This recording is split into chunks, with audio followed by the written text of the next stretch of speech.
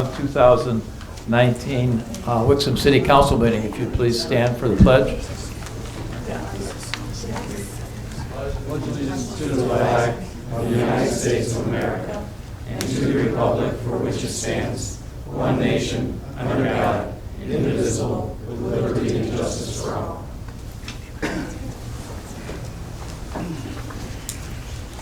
Roll call, please. Mayor Ziegler. Here. Deputy Mayor Beagle. Here. Councilmember Gotchall. Here. Councilmember Grenlund Fox. Here. Councilmember Leader. Here. Councilmember Resnick. Here. Councilmember Smiley. Here. Quorum present. Thank you. Any changes to the agenda? Mr. Brown? Yes, Your Honor, I do have a couple of things to mention up front and then also a request to change something on the agenda. First off, I wanted to introduce Lisa Hamame, who's with us from our law firm to be present for this evening's meeting, and also Justin Sprague here representing CIB Planning for us for some items that are on the agenda. So I wanted to make sure to introduce those two folks and welcome them to the meeting.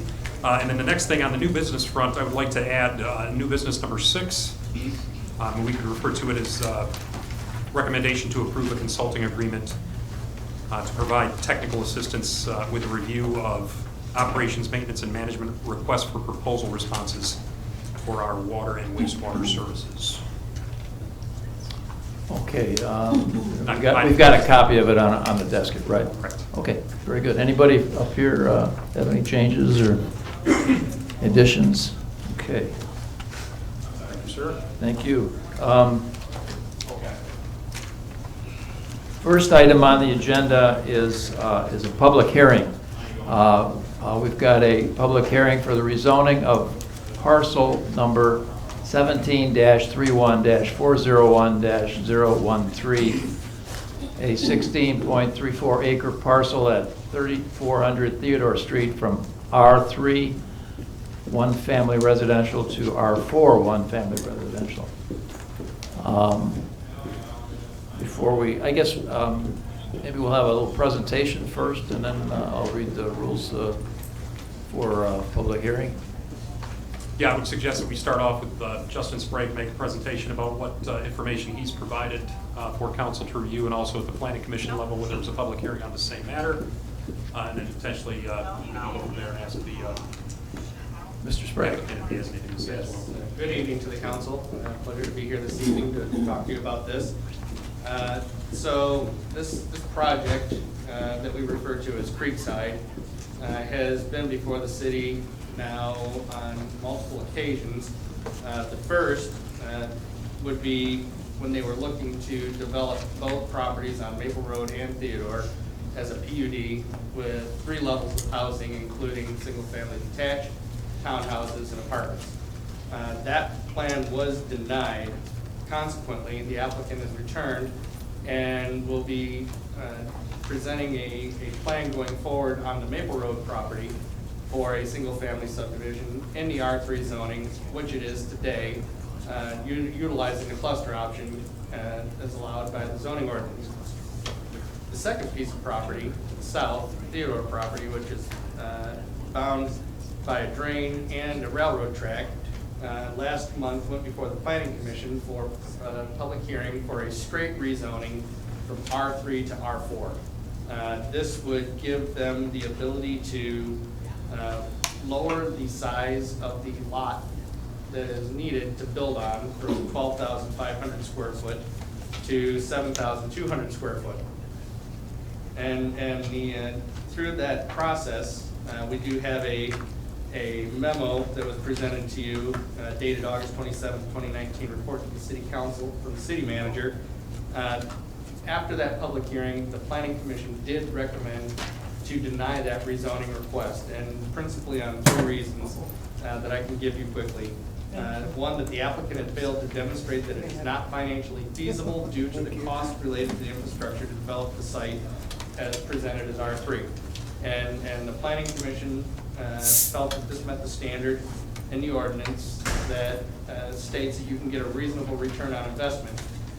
Throughout the course of the project, the applicant has mentioned on several occasions that it would not be feasible financially to develop that property R3, and that R4, to get a little extra density, would be the way to go so they could sell more homes.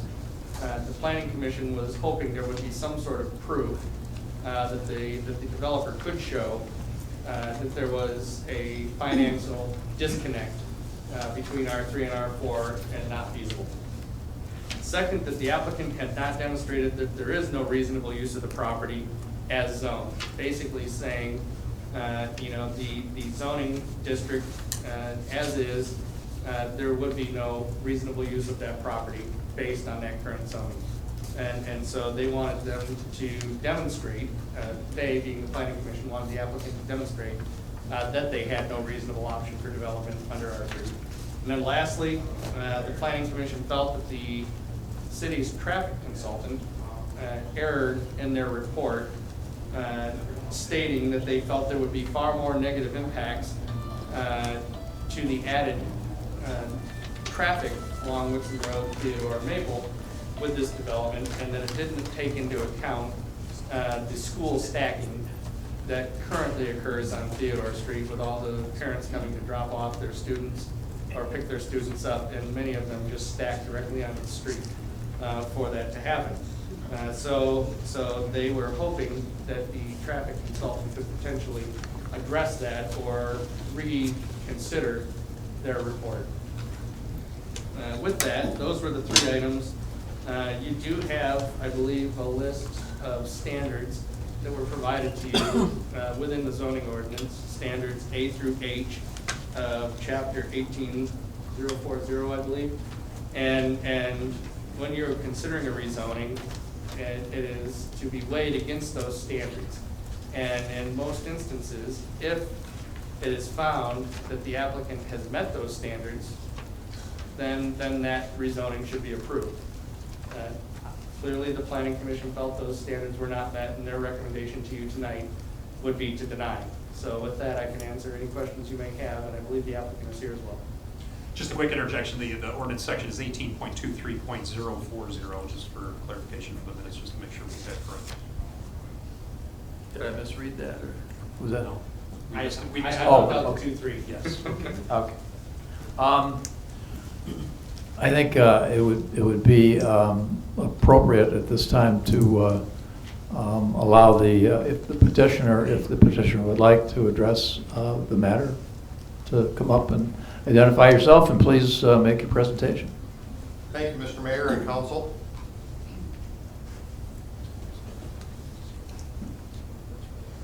I apologize, this can't be shown to the public as well as you, and I'll turn it around as I address some items.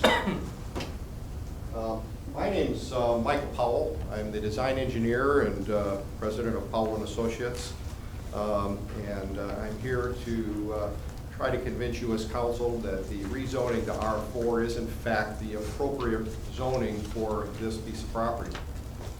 This piece of property is, and I'm going to flip to an overall plan here, if I might. This piece of property is approximately 16 acres. It lies north of the railroad tracks, north of the industrial zone property, the other side of the railroad tracks.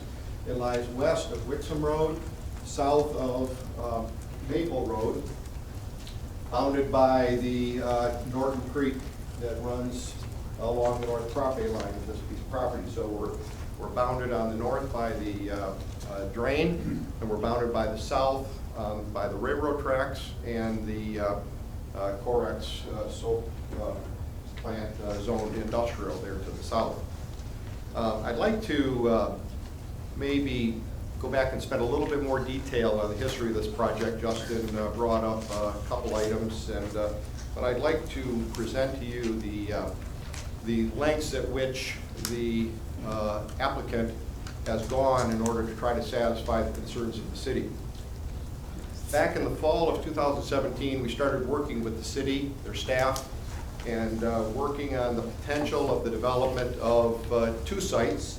The one here to the north owned by the Volek School System, and the one owned by here to the south that's currently before you. As part of that working with the city, it was discussed anyway that this piece of property here that we're talking about tonight is right on the border, the fringe of the downtown area. And might be better handled as part of the downtown area versus the single-family residential further to the north. So a plan was developed based upon discussions that the school system had for years before that, as well as what we developed as we were working with the city. That plan consisted of, on this particular site, consisted of 350 home sites, a combination of townhouses and apartments. So we requested to be heard before the Planning Commission and then this body for a rezoning to multiple with the PUD classification or option for developing the site. During the public hearings, it was extremely obvious that the people were very upset. They came out in large numbers, led by some very active residents. And the public made it very clear, no apartments. We've got enough apartments in this city. We don't want any apartments, no rentals, and therefore go back and look at it again. So they were totally against the apartments. Therefore, the Planning Commission and this body turned down that rezoning to PUD and rezoning to multiple in the site plan for PUD. So the owner went back and reevaluated the opportunity to still develop this piece of property, knowing that it had some major drawbacks to it, knowing that there have been multiple developers into the city asking about this piece of property, that it could not be developed under R3 because of the inherent conditions of the existing piece of property and the surrounding area. So the owner renegotiated, reevaluated the site, listened to the public. They wanted less density and they wanted no apartments. The summer of 2018, we started working with the city again, and towards the end of the summer, we presented another plan to the city in which the owner eliminated all apartments, went with all town center, all townhouses. So there were not going to be any rentals whatsoever, all townhouses. He dropped the zoning, he dropped the density count to 150 units versus, as opposed to the 350 units as it was originally proposed. We brought it before the public. The public then came out in droves again saying, oh my gosh, we don't want any multiple on this piece at all. It's way too dense. So the thought of apartments, they said we didn't want. Now the public doesn't want townhouses, and it was too dense at 150, less than half of what was originally proposed. Planning Commission and this board denied the rezoning of multiple and the new PUD site plan. The residents said, we want single family. That's what we want. That's what this area should be, and we want single family. So based upon that, the owner went back and he trimmed all the amenities out of the project. He trimmed it down as far as he possibly could, and he presented a proposal to the Planning Commission last month for all single-family residential. It's currently zoned R3.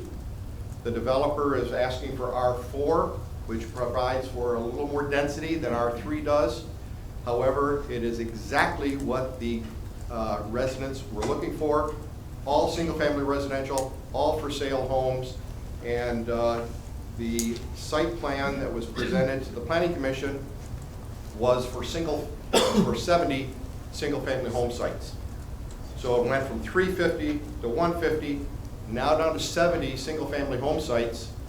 And as Justin mentioned, the Planning Commission recommended denial for the three reasons that Justin stated, but also for another reason in that there didn't seem to be enough details on the site plan that were presented to them.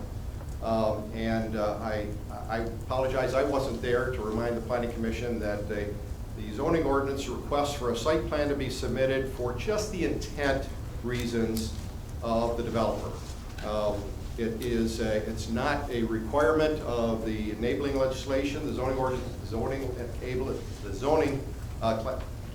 ordinances of the state. It is there just as a guideline for the community.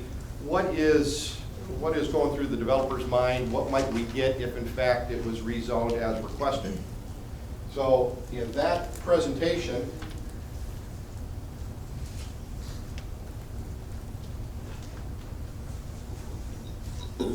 this single-family residential development was shown to the Planning Commission.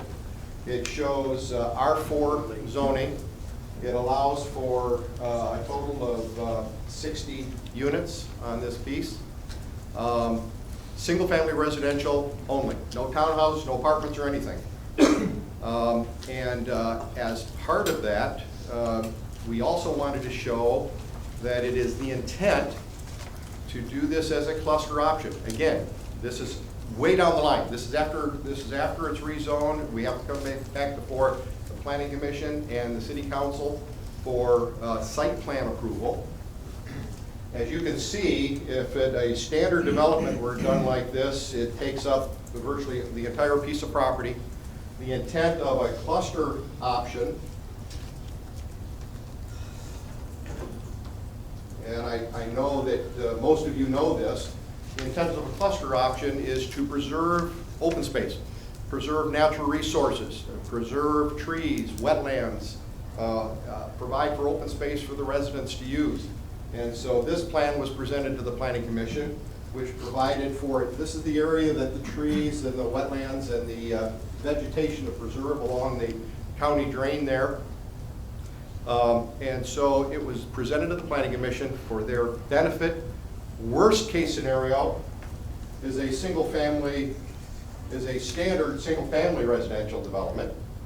Best case scenario, in our opinion, is a cluster option in which preserves open space and it quite frankly provides for usable property for the residents and the surrounding residents. Not that it's critical, but this development is intended to be joining Maple, which is up in this area, have a drive through the property the school system owns, tie into the center of this, and come back out through Theodore Street back out to Wixom Road. Interestingly enough, this size lot that we're proposing is the same size lots on Theodore currently, 55 by 110 feet. And so existing homes on Theodore Street are exactly what we're proposing here as a lot size in this development. The three items that Justin mentioned as to why the Planning Commission recommended denial, I'm here to present to you this evening. I'm going to take the last one first, and that's the stacking of the school system piece. Right now, the school system is set up to where when people come and drop off their children or pick up their children, they have no alternative but to drive down Theodore Street, do a U-turn in people's driveways, go to the end, and then stack up on the south side of Theodore Street. When that side's full, then it stacks up on the north side of Theodore Street, and they're waiting for their children to be let out, and they pick them up that way. If this project is developed, the intent is to extend Theodore Street into this development. This would be a public roadway all the way throughout to Maple, and it would prevent the need to stack up and clog all the driveways and eliminate the stacking all the way down both sides of Theodore Street.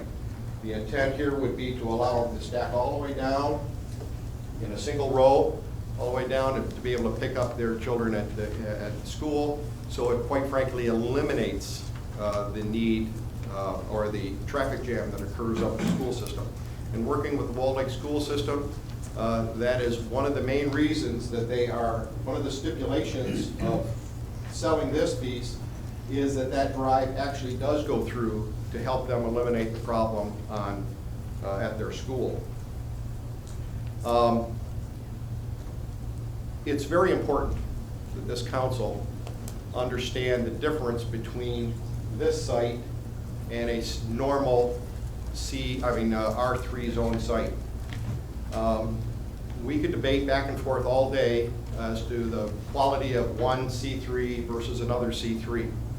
So it's my intent here tonight is to show you the difference between this site and every other C3, I'm sorry, I keep saying C3 and we're talking about R3 zone site in the city. Not the least of which is the piece to the north owned by the school system that we will be bringing before you as a R3 residential development, which meets its current zoning. So in trying to lay this site out, it has some major cost inhibitors to the development of this piece. And I'm going to go back to the overall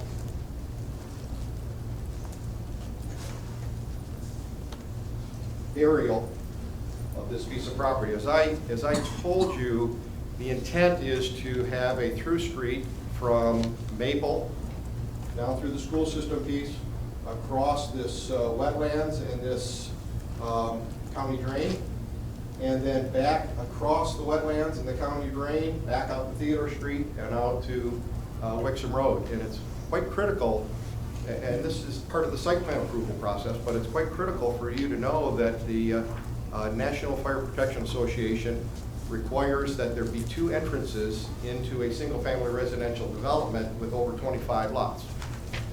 This is very clear, and it's critical because if you have one entrance only and that gets plugged, you can't get emergency vehicles in and out. So quite frankly, as a professional engineer, I would never, ever even suggest something like that.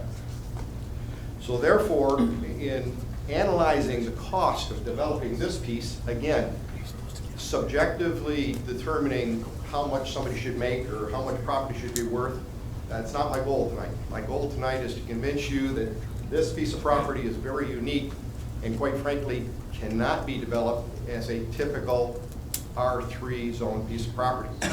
Up on the property to the north, there is an entrance coming in off of Maple. There's a loop road up there, up through that site is what's proposed. And we have an entrance right off of Maple. No problem whatsoever. We can meet the requirements of NFPA and it can stand on its own. This piece cannot. So to access this piece, whoever buys it and develops it has to extend a roadway from this upper piece here across this large wetland and this drain on the northern property line there. My construction cost estimate for that access is $250,000 just to get to the property itself. Whereas all the other R3 zone properties in the town, in the city, have access to a roadway. They don't have to build a roadway and they don't have to build a major bridge over top of a county drain in order to access it. So that's number one. Number two, I brought up the fact that you have to have 2 entrances, and that's very critical as well. So extending Theodore Street is very critical to meet the requirements.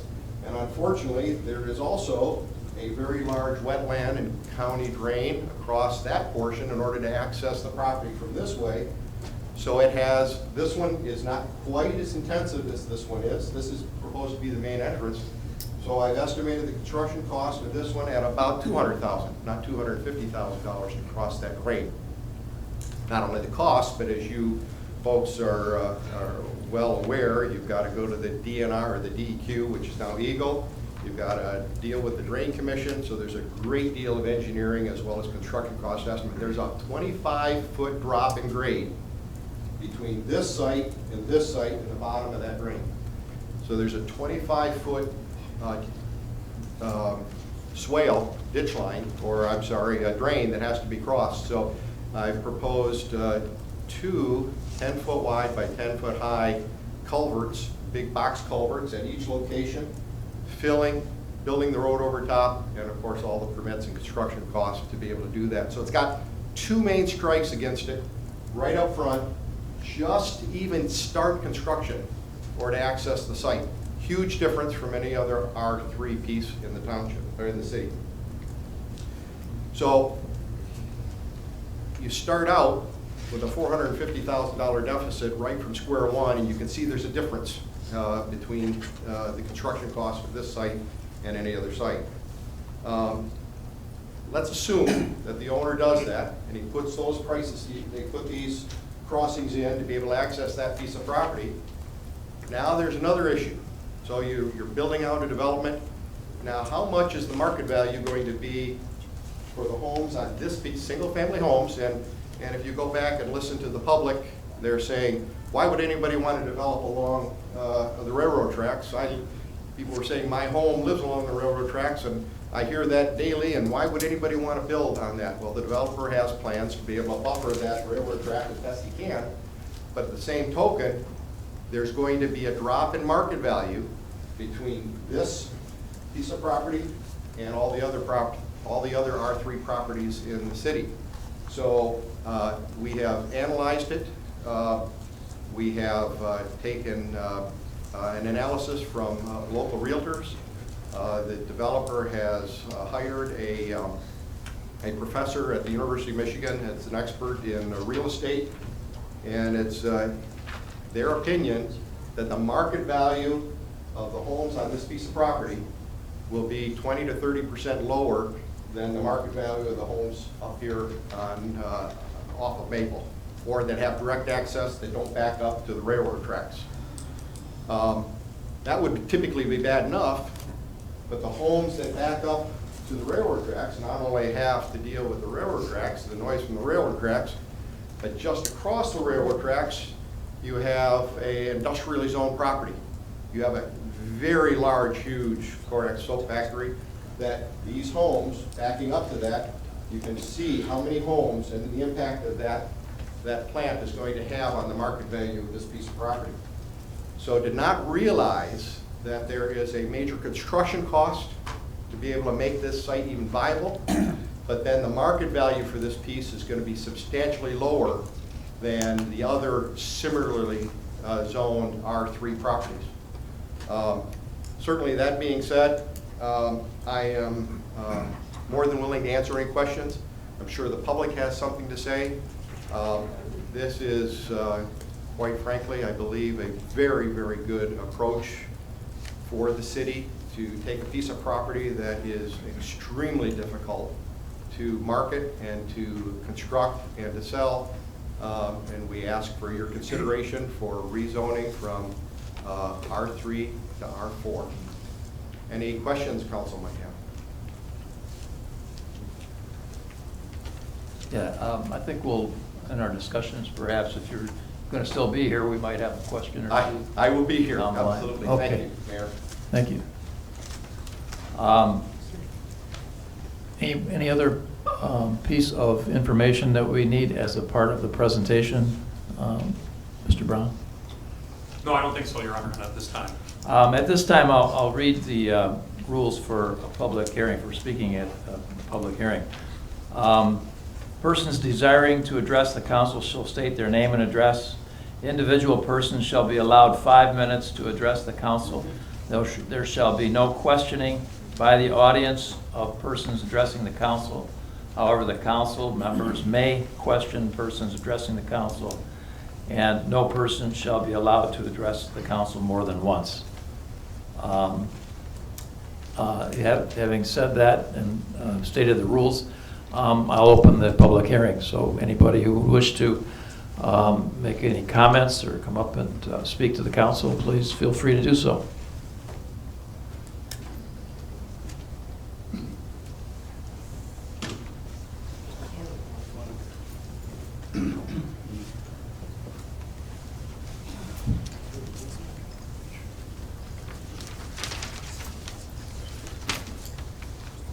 Good evening, Council. Peter Behrman, 693 Kingsley, Wixom, Michigan. I've been coming to all of these meetings on this development since 2017. I believe the synopsis was somewhat truthful that they started the process looking for some feedback, But they never really took that feedback into account until they were denied. I was at the first couple meetings that were held at Wixom Elementary, where it was adamant then that a single-family development is what the community wanted. Yet, they still brought a apartment complex in front of us all.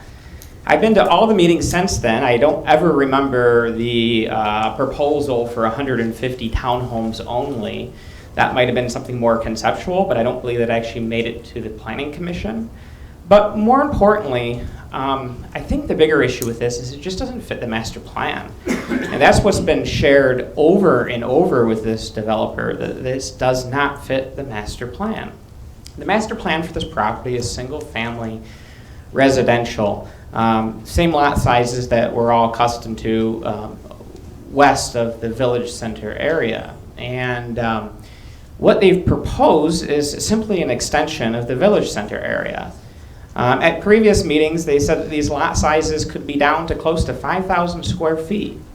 Tonight, he said the lot sizes were going to be slightly above 6,000 square feet. The smallest lot size I could find in the village center area looking online was 6,200 square feet. They're proposing lot sizes that are going to be smaller or the exact same size as the village center. All they're doing is extending the village center area west of where it currently is. And I think that's what the public doesn't want. The public wants a single-family residential development that's going to fit with the character of the rest of the neighborhoods that surround there. Quite frankly, I'd love to see the property developed. Quite frankly, I don't care whether the road connects or it doesn't connect. I remember one of the first meetings for just the front piece of property, before this developer was even looking at the back piece of the property, he wasn't even proposing a road to connect. And it was brought up then that possibly he should consider a connection. But I find it hard to believe that there was a stipulation from the beginning that he had to do that, because that wasn't in the first conceptual plan that was proposed for single-family homes on the north piece of the property. I would ask the council tonight to simply keep the zoning as it currently is and stick to the master plan. I appreciate your time. Thank you.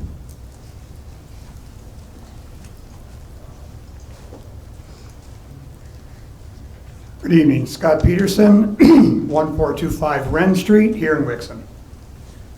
And just for the record, where I live is not very close to this development, so I don't have any biases that way.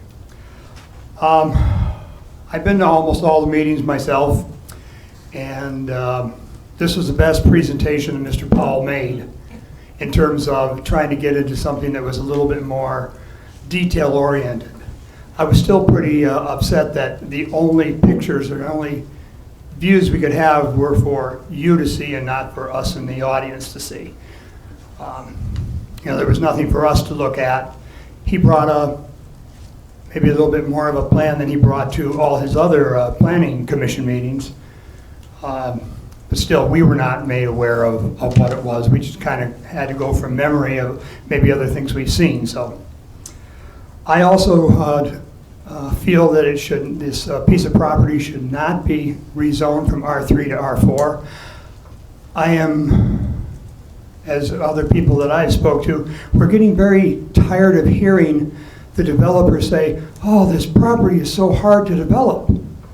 If he's a good developer, he knew that walking into buying that property or putting an option on that property, whichever he has. I don't know which one he has, if he's purchased it or just has an option. If he's a good developer and he hired good people, they would have told him right off, man, this is going to be hard to develop. I don't know if you're going to be able to do this. As opposed to he buys it or gets his option and then starts coming with all these ridiculous ideas. I agree with our previous speaker who spoke about this just being an extension of the village center area. And I know in the master plan, when you were looking at it, one of the ideas of the master plan was to extend the village center area, and that was not put in the master plan because I believe you found out that people did not want the village center area increased. I think most people, if you spoke with them, are not that happy with the village center area as it is, and we're wondering what are going to be the effects of this on Wixom? Maybe not in 5 years, maybe not in 10 years. What about 15 or 20 years? When I first moved to Wixom, there were, I think, 4 or 5 apartment buildings along the entire stretch of Pontiac Trail from Wixom going all the way into Wall Lake. Now, a lot of that is not Wixom. A lot of that is Commerce, Novi, whatever. But Wixom thought it would be a great idea to put a whole bunch of apartments in. And that's what they put into their plan. And we put in a whole bunch of apartments. And I think now most people looking back would say, we might have been better if we had, instead of putting in all these apartments, put in some apartments and just stuck with single-family homes. Single-family homes on a decent-sized lot that somebody would move into and not say after 5 years, my gosh, I've got no room to do anything outside. I'm going to go somewhere else where there's more space. I think it'd be nice if Wixom tried to keep what we have right now. I think some of the lots are way too small that we've had. Wixom was settled a long time ago. A lot of the lots are very small. A lot of the places were actually just summer cottages and then converted into homes. And that's, I think, why the lots were small. But since then, it seems like, they've been getting bigger lots, and I think it's just better for the city. It's better for everybody who lives in the city. And I hope that the council here listens to the people who speak about, this development and decide that they can keep it at R3. And if this one piece of property cannot be developed, well, golly gee, I guess we'll have some vacant property in the city of Wixom, and I don't think it's going to be that bad. The developer started off with his first plan and said, this is the only way we can make it pay. I cannot develop it unless we have all the apartments and all the townhouses. It's amazing what he's come down to already. So this is not a matter of just finances. It is for the developer in some respect, but he's going to make money and he's going to walk away. We're going to be the ones sitting here. Let's have a development that is R3 and has decent sized lots. Thank you. Thank you.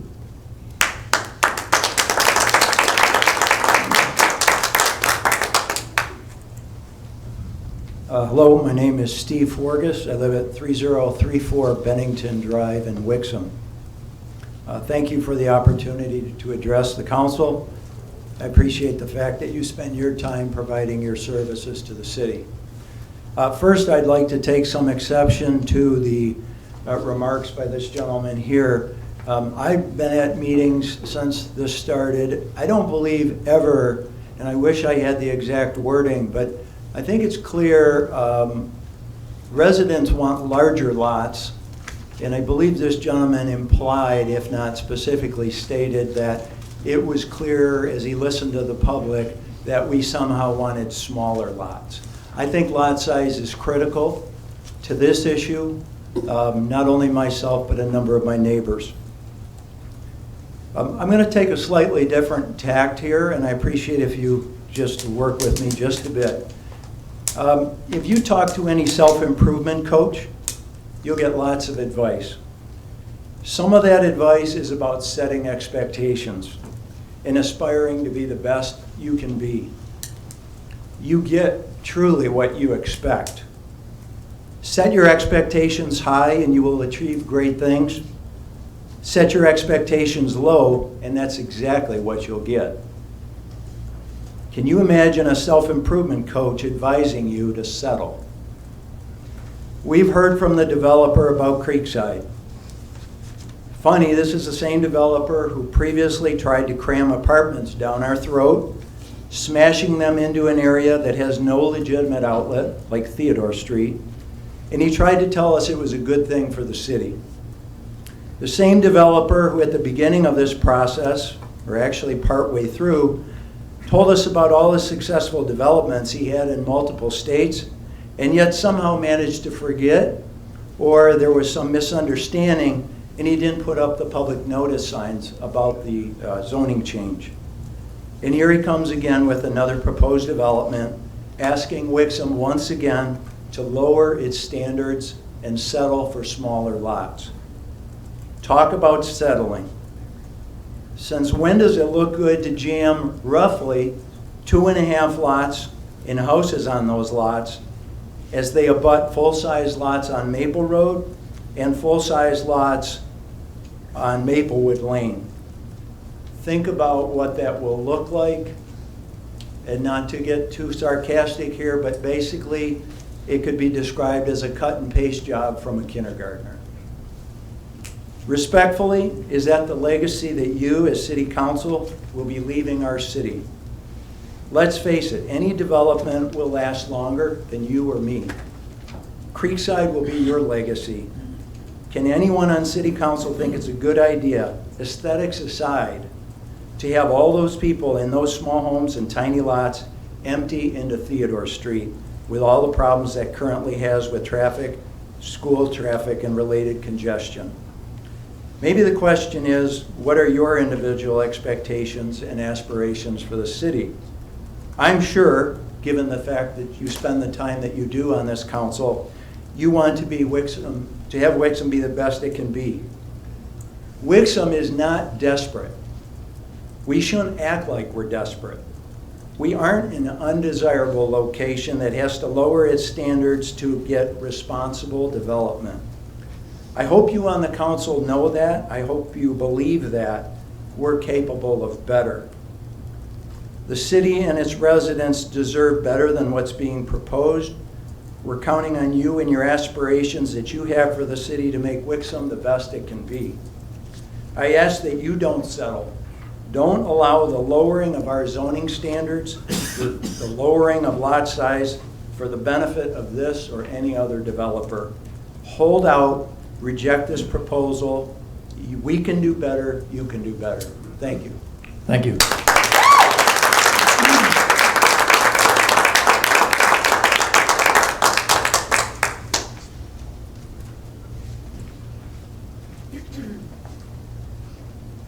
Hello, my name is Diane Burt. I live at the end of Theodore at 3395 Theodore. My home is currently up for sale since March, and because I have this big sign in front of my house, nobody wants to buy the house, for one. I, too, would be a little hesitant to look at a home that this sign has been changed 3 different times, the same sign, but they keep overlapping with a new date. This needs to come to an end. I am so tired of wondering what's going to happen. I have no objection to them opening Theodore, but they really have to look at the street. The street isn't all that wide. There's a lot of parking. We have issues with the school. I'm told the city can't do anything about that. It's a school issue. But I would really like to sell my house. The street itself, and probably whatever they build over there, is going to have termite issues. I have had Terminix for over 25 years. I've lived in that home. From my understanding, the first proposal was to open up Theodore and to put a gate in there so that the fire department can get in and out, and pedestrians can walk through and walk into town, rather than make it a throughway from Maple onto Theodore Street.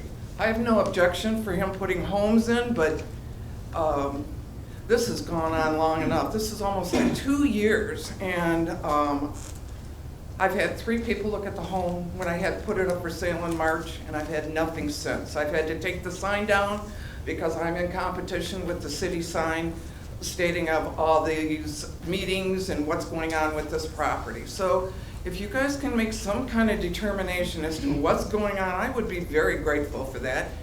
And also, we need to have another sign put up. I don't know where this property on Theodore Street is unless it's between me and the guy across the street. I thought that was city-owned property. I didn't know it even had an address. I mean, I don't have much of a front yard, but I do have a fire hydrant there, so I'm a little comfortable with that. being that I don't think the city will come up and stretch the street, I don't know what they're gonna do. We don't know anybody. It's a nice street, I've been there for years and years, and now there's talk of bridges going in. First, I understand that the city told the builder that he has to pay for the bridges. Now, I don't know what's going on there. He doesn't want to disturb any of the wildlife, so for every tree that he knocks down, is he going to put another tree up in its place, is another thing too. I mean, we've got to think of I'm on a natural habitat. I have almost 3 acres where I'm at. So, I'd like you guys to make some kind of decision as to what's going on. Thank you. Thank you.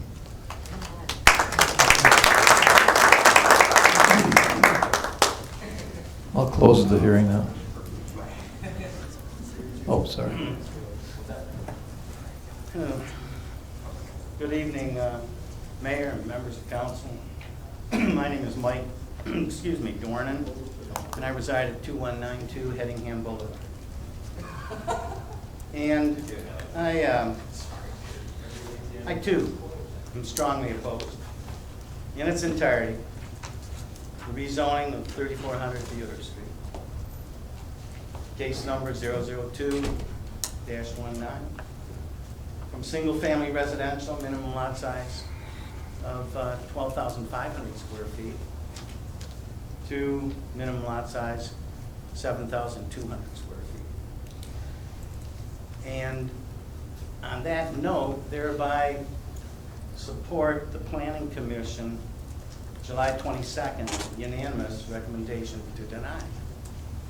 I'm prepared, if necessary, to go through some of the data and statistics and lot sizes. I think the previous speakers have done a great job in describing the evolution over the last 2 years or more of this development. But I will tell you that the difference between a 12,500 square foot lot, the current zoning, minimum lot size, and a 7,200 square foot lot, the zoning classification requested, and the cluster development under the rezoning request would bring the lots into 5,000 to 6,200 square feet. And that's what I think Mr. Powell's presented here. These are 50, 55 foot wide lots, 100 feet deep. And I've been at all the meetings as well as just about everybody here. And we've gotten to know our neighbors pretty good over the last 2 years. But at the May 8th Planning Commission meeting, when it became clear that the Planning Commission was getting frustrated and the rezoning maybe was possibly going to be denied, the applicant requested that his application be pulled, and the hearing ended.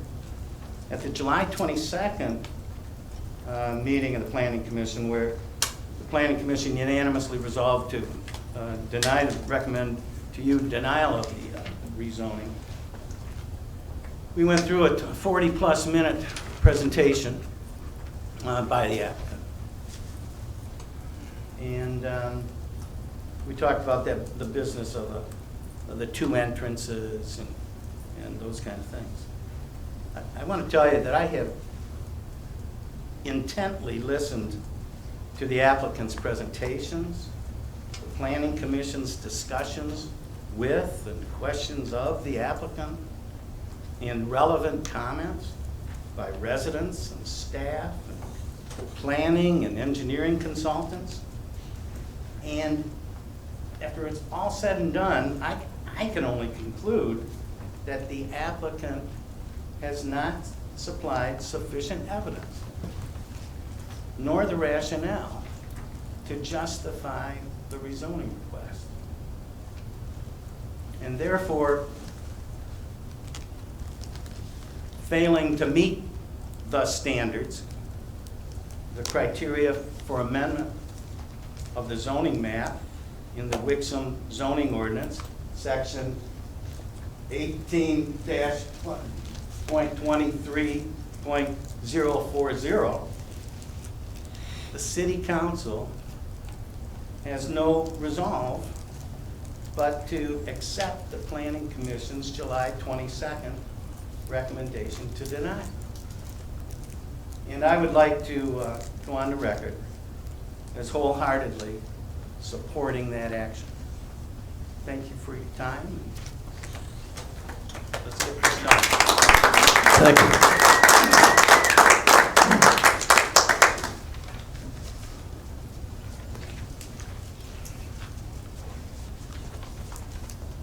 Tori Hegland, 3203 Bennington. I'm just here to give support to following what the zoning board recommended. I know as everybody said, it's been many, many years. People have been to these meetings. For every person, I believe for every person that's here, there's so many more that are grateful that someone else is standing up for them and putting the word out, how strongly they feel about this review of rezoning. I know people that are not here tonight because they firmly believe that the city council will honor what the zoning board has recommended to stay with R3 and not rezone. You've been given so many reasons again and again, and you know, again, I feel like there's so many people that aren't here that are trusting you to listen to what the public has been saying for the 2 years. So please support what your zoning board recommended. Thank you. Anyone else?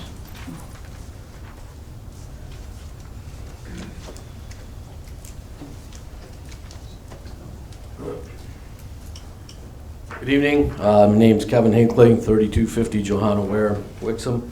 I'm here also tonight to support the recommendation from your planning commission, our planning commission, to deny this request for rezoning for a number of reasons, but I think I'd like to really share with you this cluster idea, okay?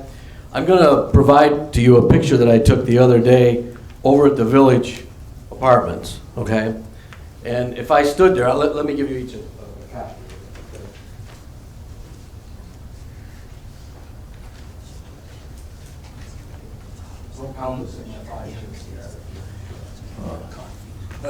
We'll take that under consideration.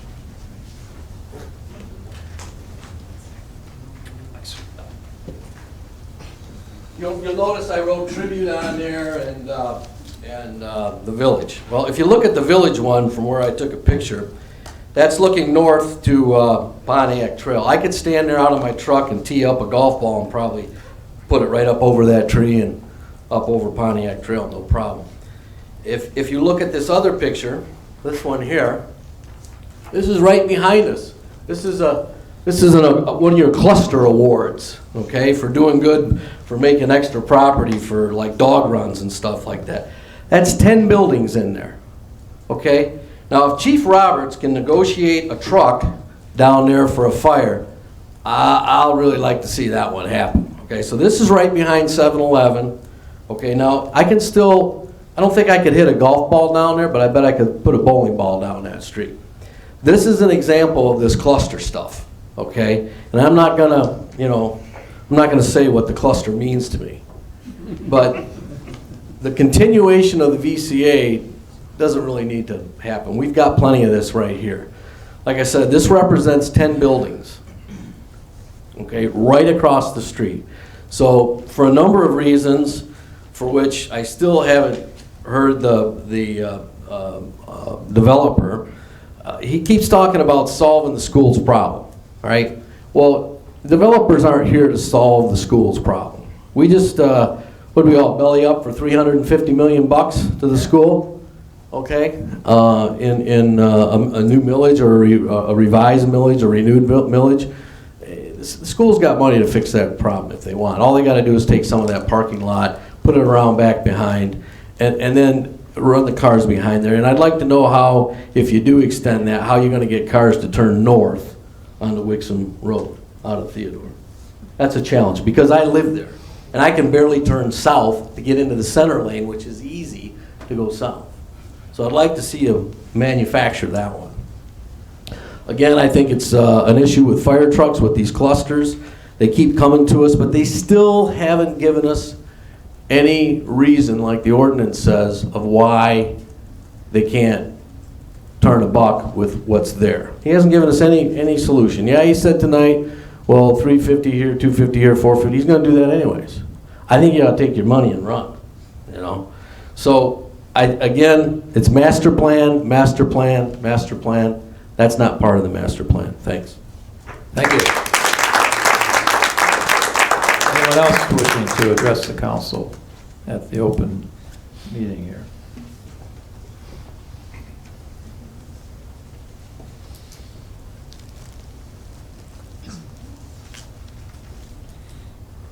Good evening.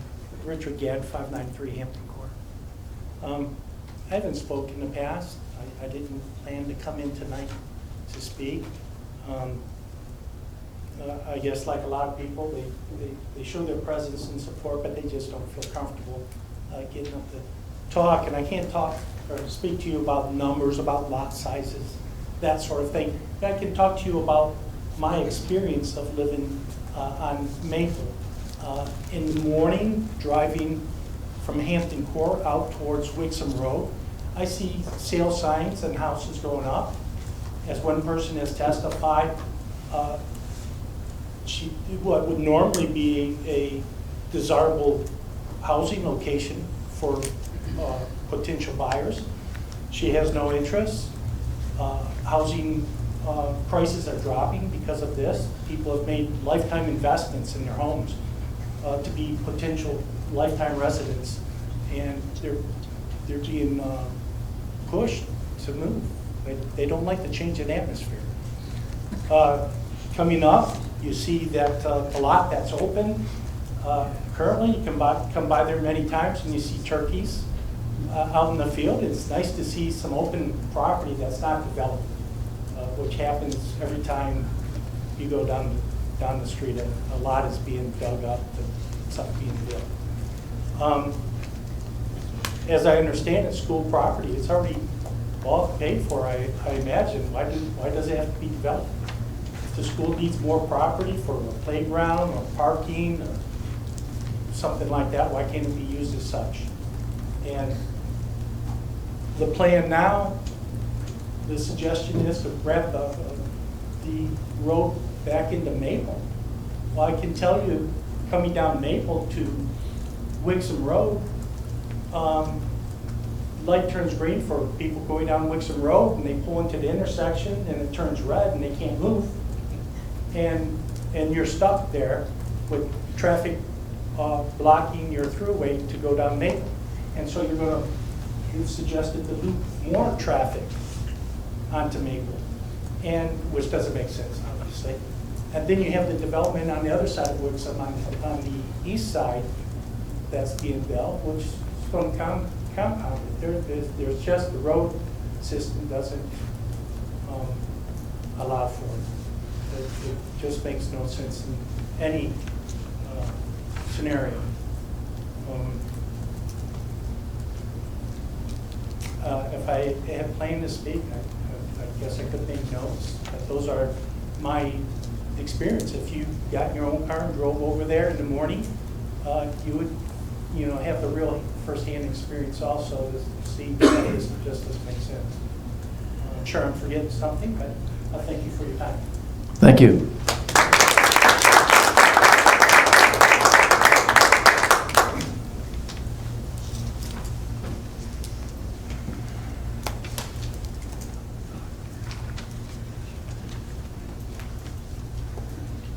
Hello, my name is Jeffrey Fantich, 474 Maplewood Lane. Our street abuts this project.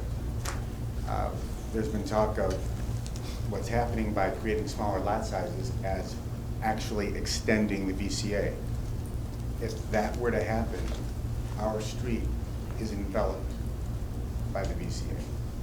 We have, excuse me, we are a R3 zone neighborhood. We have appropriate lot sizes. When the builder purchased this property, he knew what he was purchasing. It's really simple. It is zoned R3. So you're asking to change it to R4 so it's profitable for him. He's the only one that profits. The community does not profit. If you leave my street, which is the very first street west of Wixom Road in the morning, there might only be 2 cars in front of you. It may take 4 or 5 lights to get through. The infrastructure, as it stands, cannot support it. So knowing that it was zoned R3 when we purchased over 30 years ago, I have no problem with an R3 development going in there. That was our investment. But if the VCA swallows our street, we lose. The builder wins. Thank you. Thank you.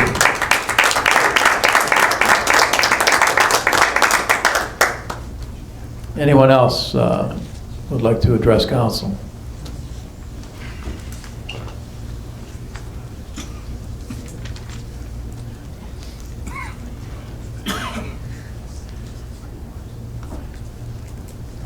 Good evening. My name is Alan Stevens. I have property at 439 North Wixom. I've attempted to develop my property a couple of times due to some circumstances like the economy failing a few years back. I pulled back. I just want to add a couple of things. I'm not here to make enemies or make friends. I've worked with the city, I've worked with the planning commission, and I really appreciate what you folks do. And I know you look at this very seriously, and you put your heart and soul into this. And I also know Mike Powell is an engineer, and I know that he works very diligently. He's very talented and very educated man. Most developers, and I'm in the real estate and building business, most developers and builders like myself, we want to maximize the property. We want to make money on the property, but we also want to build a nice product. And sometimes the city and the developers and the engineers really have to work hard and work together with the community to make this happen. I personally I love real estate, but that piece of property that you're talking about is a difficult piece of property. It has the soap factory, the railroad tracks, the water issues, the bridges, and it is difficult. So I just want you to really take a close look at it and consider all of those options. I do like the cluster option as well. So a lot of people have said they don't. I actually like it for some reasons, like saving some trees and things of that sort. I don't really have an issue with that. But I just want you to take a really serious look at that one piece of property because it is difficult. And as we continue to lose property in the area, we have less places to develop, less places to put people. I would like to comment about the apartments a little bit. Years ago, I wasn't too keen on the amount of apartments that you have here.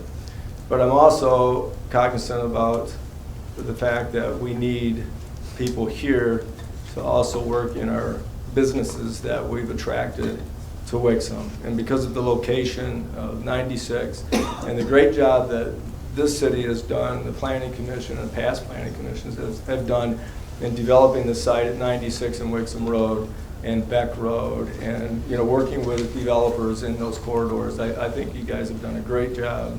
And I personally appreciate it. And I know that we do need workers here, and we need places for them to live. So I know that you really put a lot of time and effort in that, and I appreciate it. So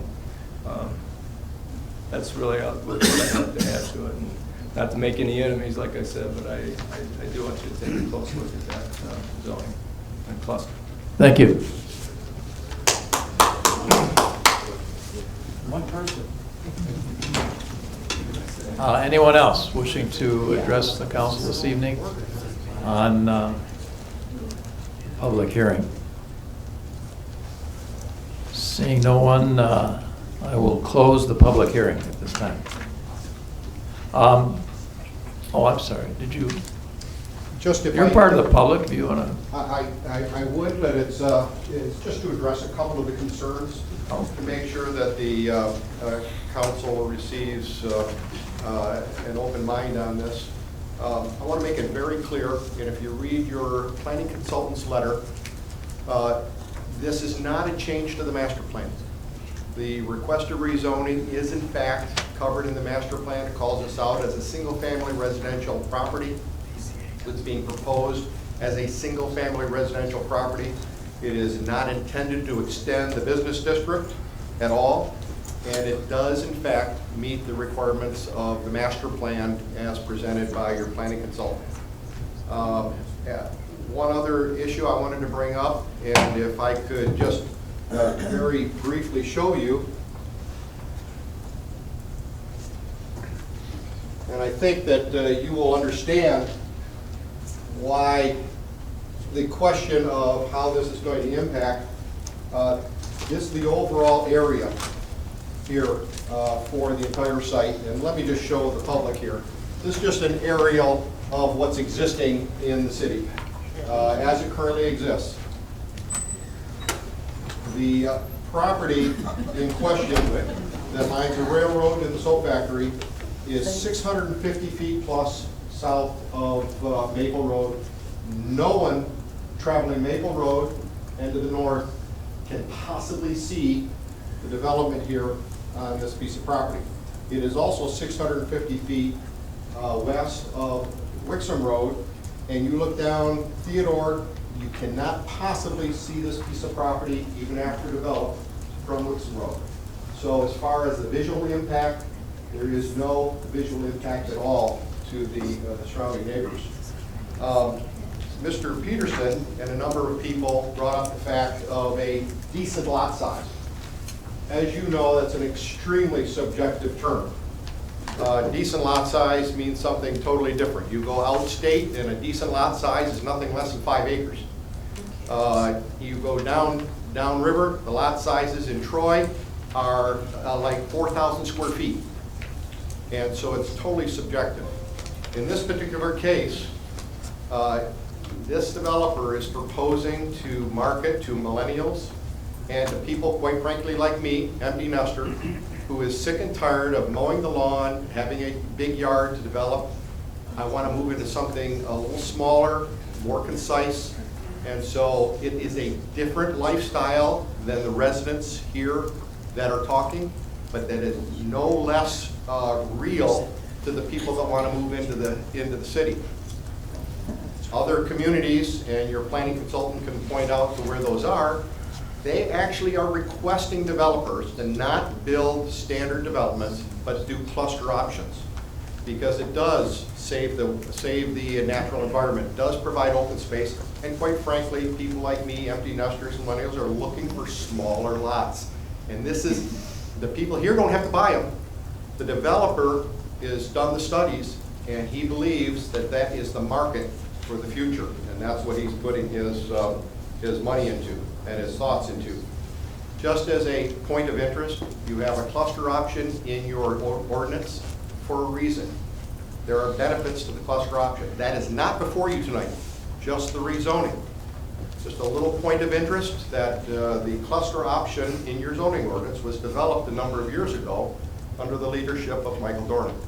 So the residents here have to understand that not everybody thinks like they do, and the people that want to move into Wixom want options. And this is a great example of an option that, quite frankly, is not available right now. Thank you. Thank you. We have a couple of questions from Mr. Powell.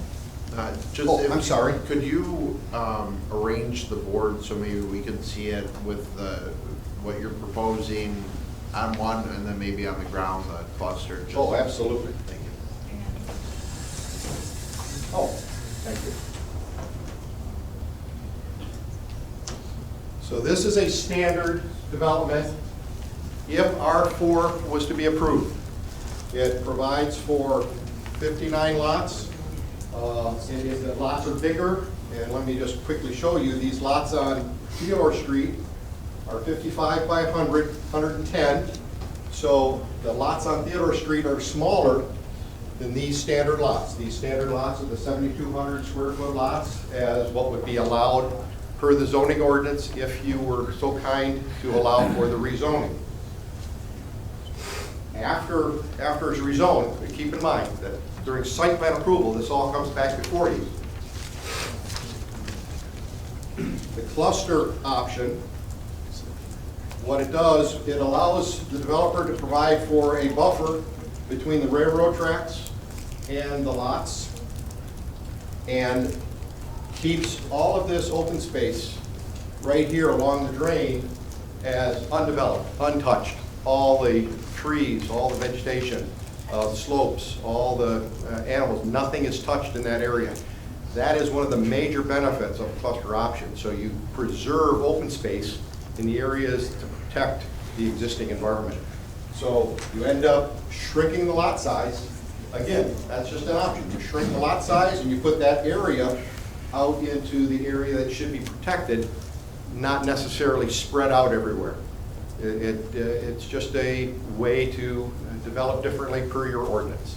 If I may, through the chair. Oh, how many lots Your are Honor. in cluster option? Can I ask Mr. Powell to do an accommodation for folks in the audience? If you can spin that around to let people from the audience take a look at that as well. Yeah. So the one on the right, you just go over that again. The one on the left is a standard development in which you put the roads and the lots in, very much like your developments, your parcels are. And I was an engineer on one of the sites, one of the developments north of Maple. So this is a standard. You put the road system in and you line the roads with houses on both sides. Very standard.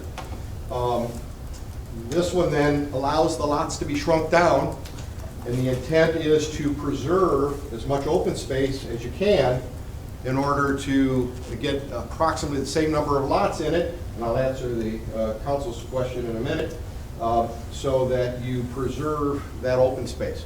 There's a benefit, win-win, by preserving the open space and developing smaller parcels and instead of developing and disturbing the entire parcel. Thank you. I think we were, actually, that was sort of like your presentation, that would have been the time to, I think, do all that, but Ms. Grumland-Fox, you had a question. So with the cluster option, you don't have any more homes, but you have smaller lots, correct? That is not quite correct. Your zoning ordinance allows for, in other words, it sees such a benefit to offering the cluster option that it does award the developer some additional lots if it actually is developed as a cluster option. It's a reward given to the developer. How many? So what would that look like? It's allowed up to 25%. There's not proposed to be that. In this particular layout, we're allowed, in a standard development, 59 lots. We're proposing 69 lots here, 10 additional lots in this development over that one. With the cluster? With the cluster. What size homes would it be with the development without the cluster? You know what, that's a market question down the line. Virtually, it could be the exact same size home. The intent here is that these homes would be about 1,800 square feet. The homes up on the C3 zoning parcel up on the school system property is more like 2,200 square feet, 2,200 to 2,400 square feet. And the screening that you were discussing that would go on the side of the railroad tracks, would that be a berm? That would be a berm, vegetation, and potentially sound barrier of some kind to keep the train from interfering with the quiet life being represented. Yeah. Yeah. Mr. So Leader. So on the cluster, you're saying you get 25% more of the 60 that's proposed. You can go up to, rough math, well, 75 lots. The ordinance allows that. The intent is not to ask for that, not to ask for all that. Your Honor. Yes. Justin Sprague had something he wanted to add to the discussion here. Mr. Sprague. If I may, the cluster option does give the applicant the ability to request a density bonus. That is not a given, that they will receive a density bonus. The ordinance here states the city council shall have the discretion to grant a density bonus of up to 25% based upon the recommendation of the planning commission for projects that meet the following requirements, and then there are a number of requirements in there. So it is not a given using the cluster option that a density bonus will be granted. Thank you. Mr. Leader. This is more of a question related to the density bonus. How's the 25% calculated? Is that from the original proposal? From Yes. the original zoning perspective, or where does that come from? We require them to prepare two plans. A plan which we would show, like you would show here, of what is standard for the property if it were to be built out exactly according to the ordinance and its normal capacity. And then a parallel plan showing what the cluster option would look like. It would require the amount of open space and usable recreation land to be at least 50% more than the minimum requirement, i.e. 30% of the site must be open space and 15% of the site must be usable recreational. That it would create a walkable neighborhood with continuous pedestrian circulation that links all areas of development. That the project takes advantage of compact design through clustering of development in a walkable scale neighborhood, and that development preserves significant open space. So if the plan were brought to this council, well, it would go to the planning commission first. They would review and determine if those criteria had been met. And if they did believe that criteria had met and they were going to award or recommend award of a density bonus, then it would come back to you. But it's not something that you get just because you're using The development on the proposed zoning or on the existing zoning? That's for any development that would use the cluster option. Right, but for the calculation of what we're talking about, the 25%, is that going to be on the proposal under the R3 or the R4? It would be under the R4. Correct. Yes. Thank you. But the cluster option's allowable under R3 too, right? That is correct. Correct. That's what they're going to do on the second development if it gets there. That's what they requested consideration. The school property development would potentially involve that request from them as well. No rezoning, but a cluster option on R3. Why isn't this all done at one time? Part of it is, the way the ordinance is written. Part of it is based on state act and noticing requirements and things that need to be done. So anytime we have a rezoning, we have to have two levels of public hearing, one city council, one planning commission. They require multiple layers of noticing through the state act. And then once that's all done, then in a lot of cases, as you see through the condominium developments, they come in for a preliminary review and then a final approval by the council. It's all part of the way the law is written. Originally, it was proposed with both developments at the same time on the original proposal. And now this time, they've just chosen to come in with the first development. But it was brought in the May scenario under both properties, right? The original development proposal under the PUD was going to be both, correct? Right, and then the developer withdrew and then decided to bring piecemeal back, correct? Let's make sure that we don't define it as piecemeal. There are two different requirements. Once the developer decided to propose a development on the Walled Lake piece at R3 current zoning, nothing had to be done on that piece except site plan. This required an entirely different set of application before Planning Commission, City Council, before it could even catch up to where the Walled Lake school system piece is. So it wasn't done piecemeal, it was done because the laws required this to take a different step than that. Excuse me, I think we're getting into a little bit of the discussion here rather than the public hearing, and I think that if there's nobody else, and if you've said your piece, I think that, Mr. Dorn, I think the rules were that... My name was brought up, I'd like to at least comment. You got 2 minutes. Okay.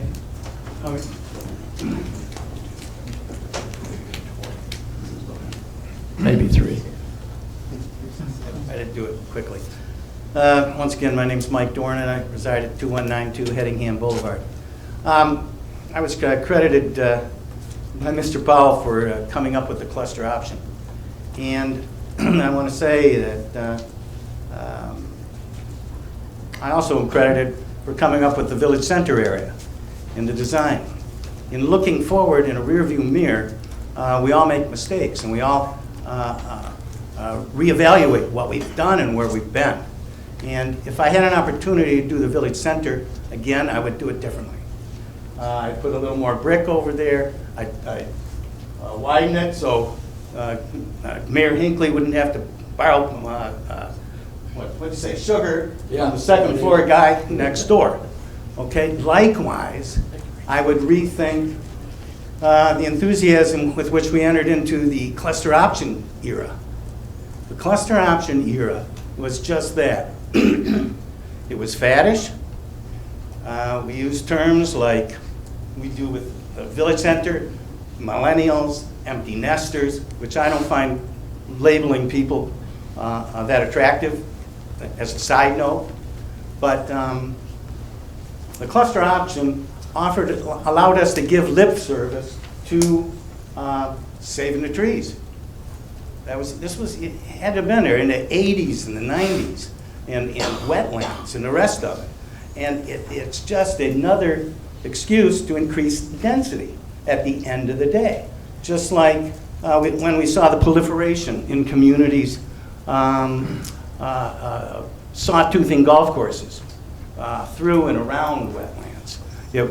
We don't see it much anymore because everybody's setbacks were so close to the fairways, they were eating golf balls on their decks and their little kids, and they had to put up nets. So I want to be perfectly clear that cluster option is given a lot of lip service to save trees, environmental issues, but it's really, at the end of the day, if you really think about it, it's about increasing density and consequently profits. Thank you. Mr. Peterson, I'll give you 2 minutes like I gave Mr. Dorn because your name was mentioned in Mr. Powell's Thank you. rebuttal. Thank you. They do it in the Nobody Republican didn't mention presidential else. debates, too. All right. Mr. Powell mentioned that there are other people that want to move into Wixom because they want something different than what we have in Wixom. We have plenty of places in the village center area where you could move to if you wanted to, Mr. Powell. There's plenty of places. They're building, seems like a bazillion more. At all the meetings, the overwhelming comment from people, 99%, was we don't want smaller lots. We have lived in Wixom. We are part of the community. We live here. We are the ones that will be left dealing with what the developer puts in here.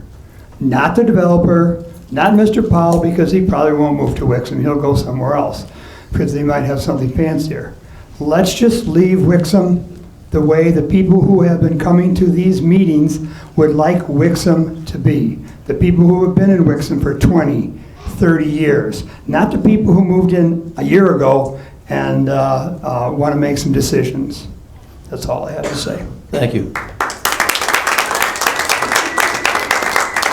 I'm going to close the public hearing, but before I do, I just wanted to comment on the fact that as we got here this evening, we all had in our places a list of letters from citizens, concerned citizens. I assume they're concerned. They're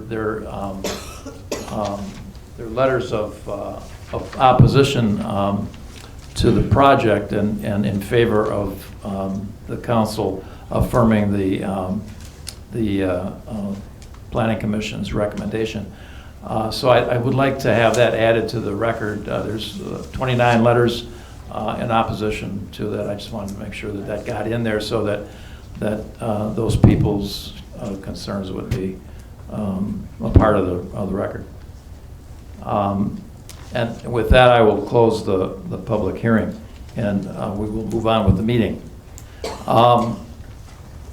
The next item on the agenda is approval of the minutes. There are 2 sets of minutes this evening. The first is a special council meeting of August 13th, 2019. Do I have a motion? Support. Any changes, corrections, additions? We have a motion and a second. All in favor, please signify by saying aye. Aye. Opposed, motion passes. Next set of minutes is the regular city council meeting of August 13th, 2019.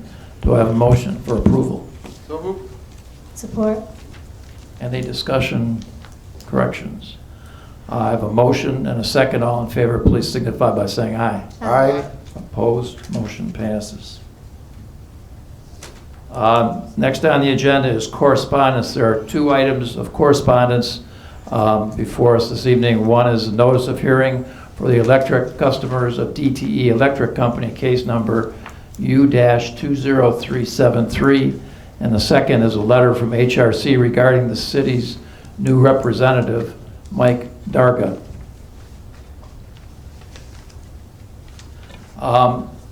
Next on the agenda is the first call to the public.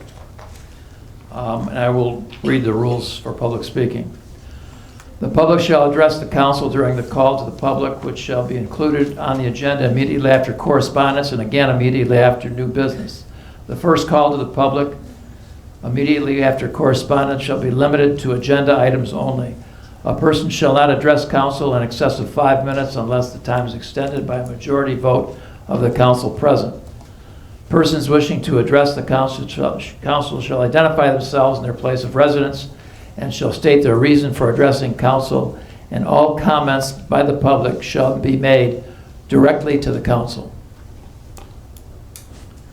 Having read the rules of public speaking, I'll open the first call to the public and ask anybody who wishes to address the council this evening on any agenda items, please come forward.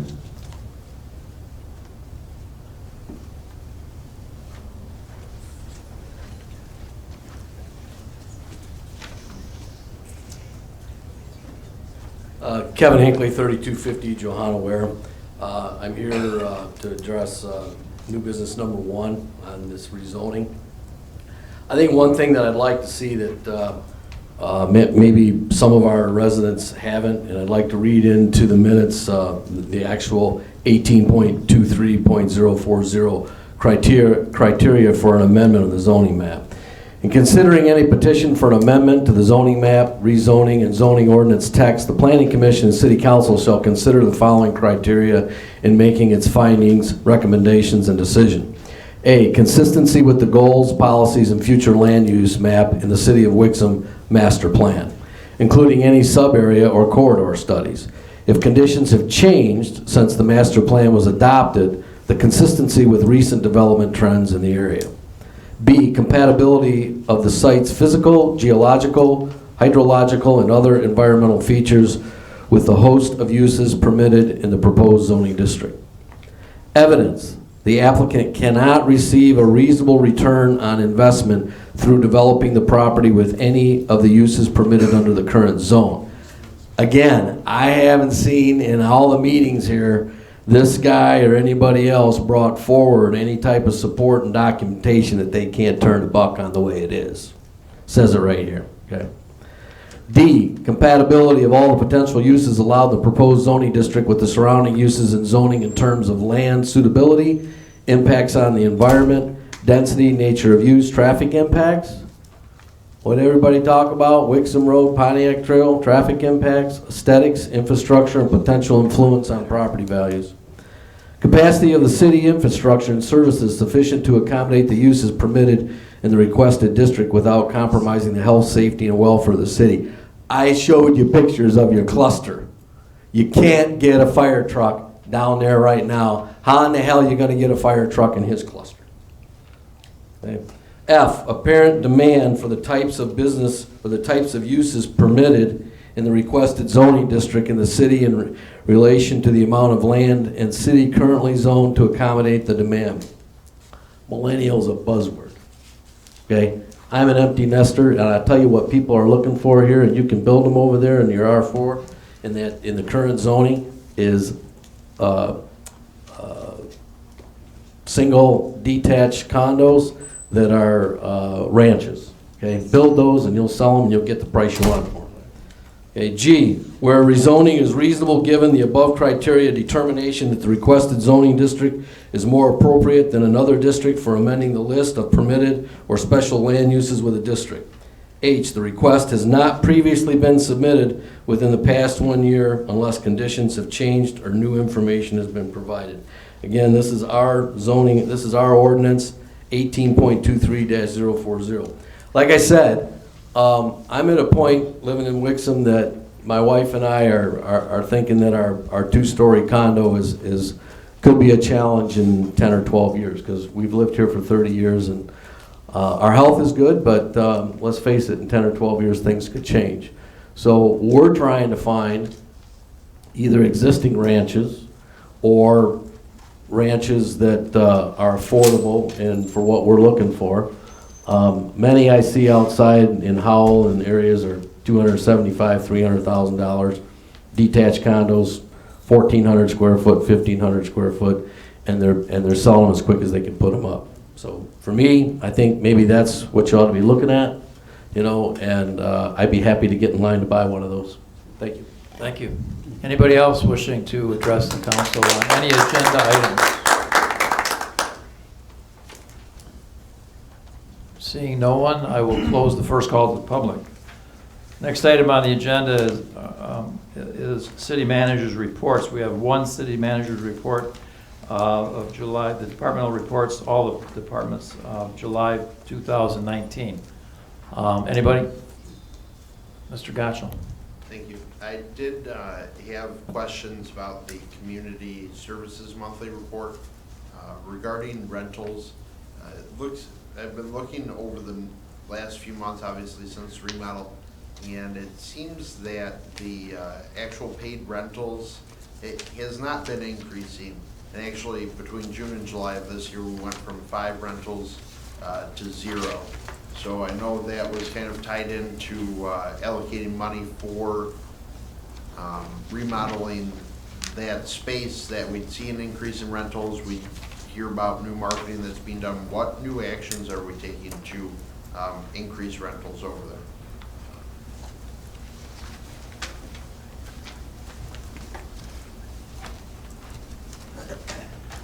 We're still working on marketing the community center. Keep in mind, we still face one of the major problems that we've faced in the past when we have senior programming and rentals.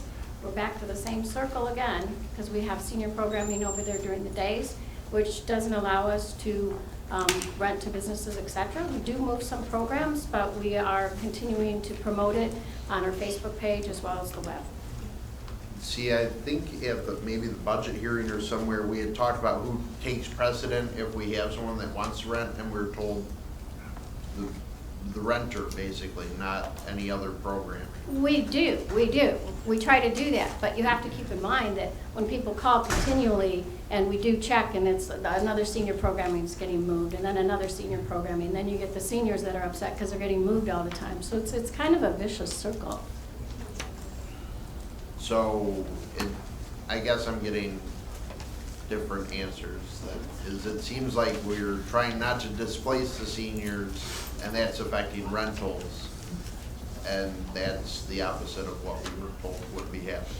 No, we do move them over here, but consider there's other activities that are at City Hall also. So we're trying to juggle several schedules. Okay.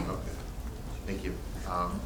If I may, I wanted to address that because I do recall during the budget meetings that was a concern of yours, and I think that perhaps your concern was shared by one or two others, but I do know that my comments, and it must make it difficult for the people trying to follow this because my comments were quite contrary to that.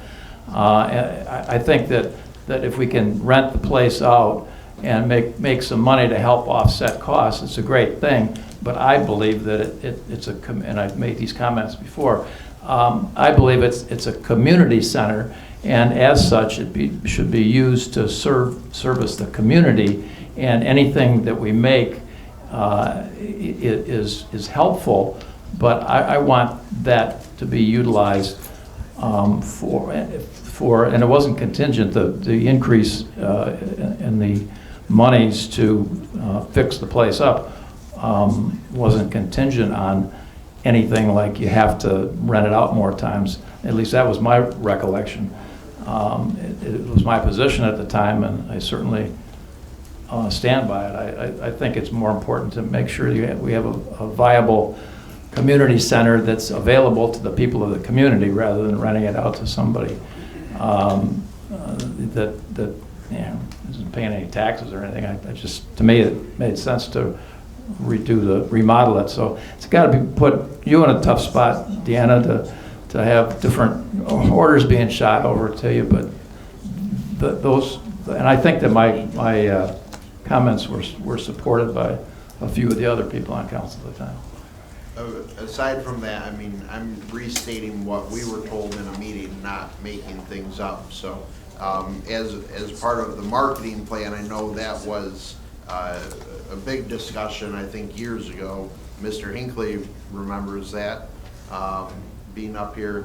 So we haven't seen any progress forward. And just in terms of like the rentals going from 5 to 0, like I mentioned, those are, we were told, weddings and whatnot. Most of those probably aren't occurring when there's senior activities in the ballroom, I would imagine. So just to see that big of a drop off in a month's time is my concern. It doesn't show progress forward at all. Unless anyone else had questions about community services, I had one about DPW. Okay, thank you. Regarding the household hazardous waste, I know we had a lot of traffic in that event that we did. Can you just remind me, I believe we were paying, the city pays for it, and we pay a different rate structure for residents versus non-residents, is that correct? That is correct. Okay. Yeah, so if the 600, I think there were 240 residents last time that participated from Wixom at our household hazardous waste day.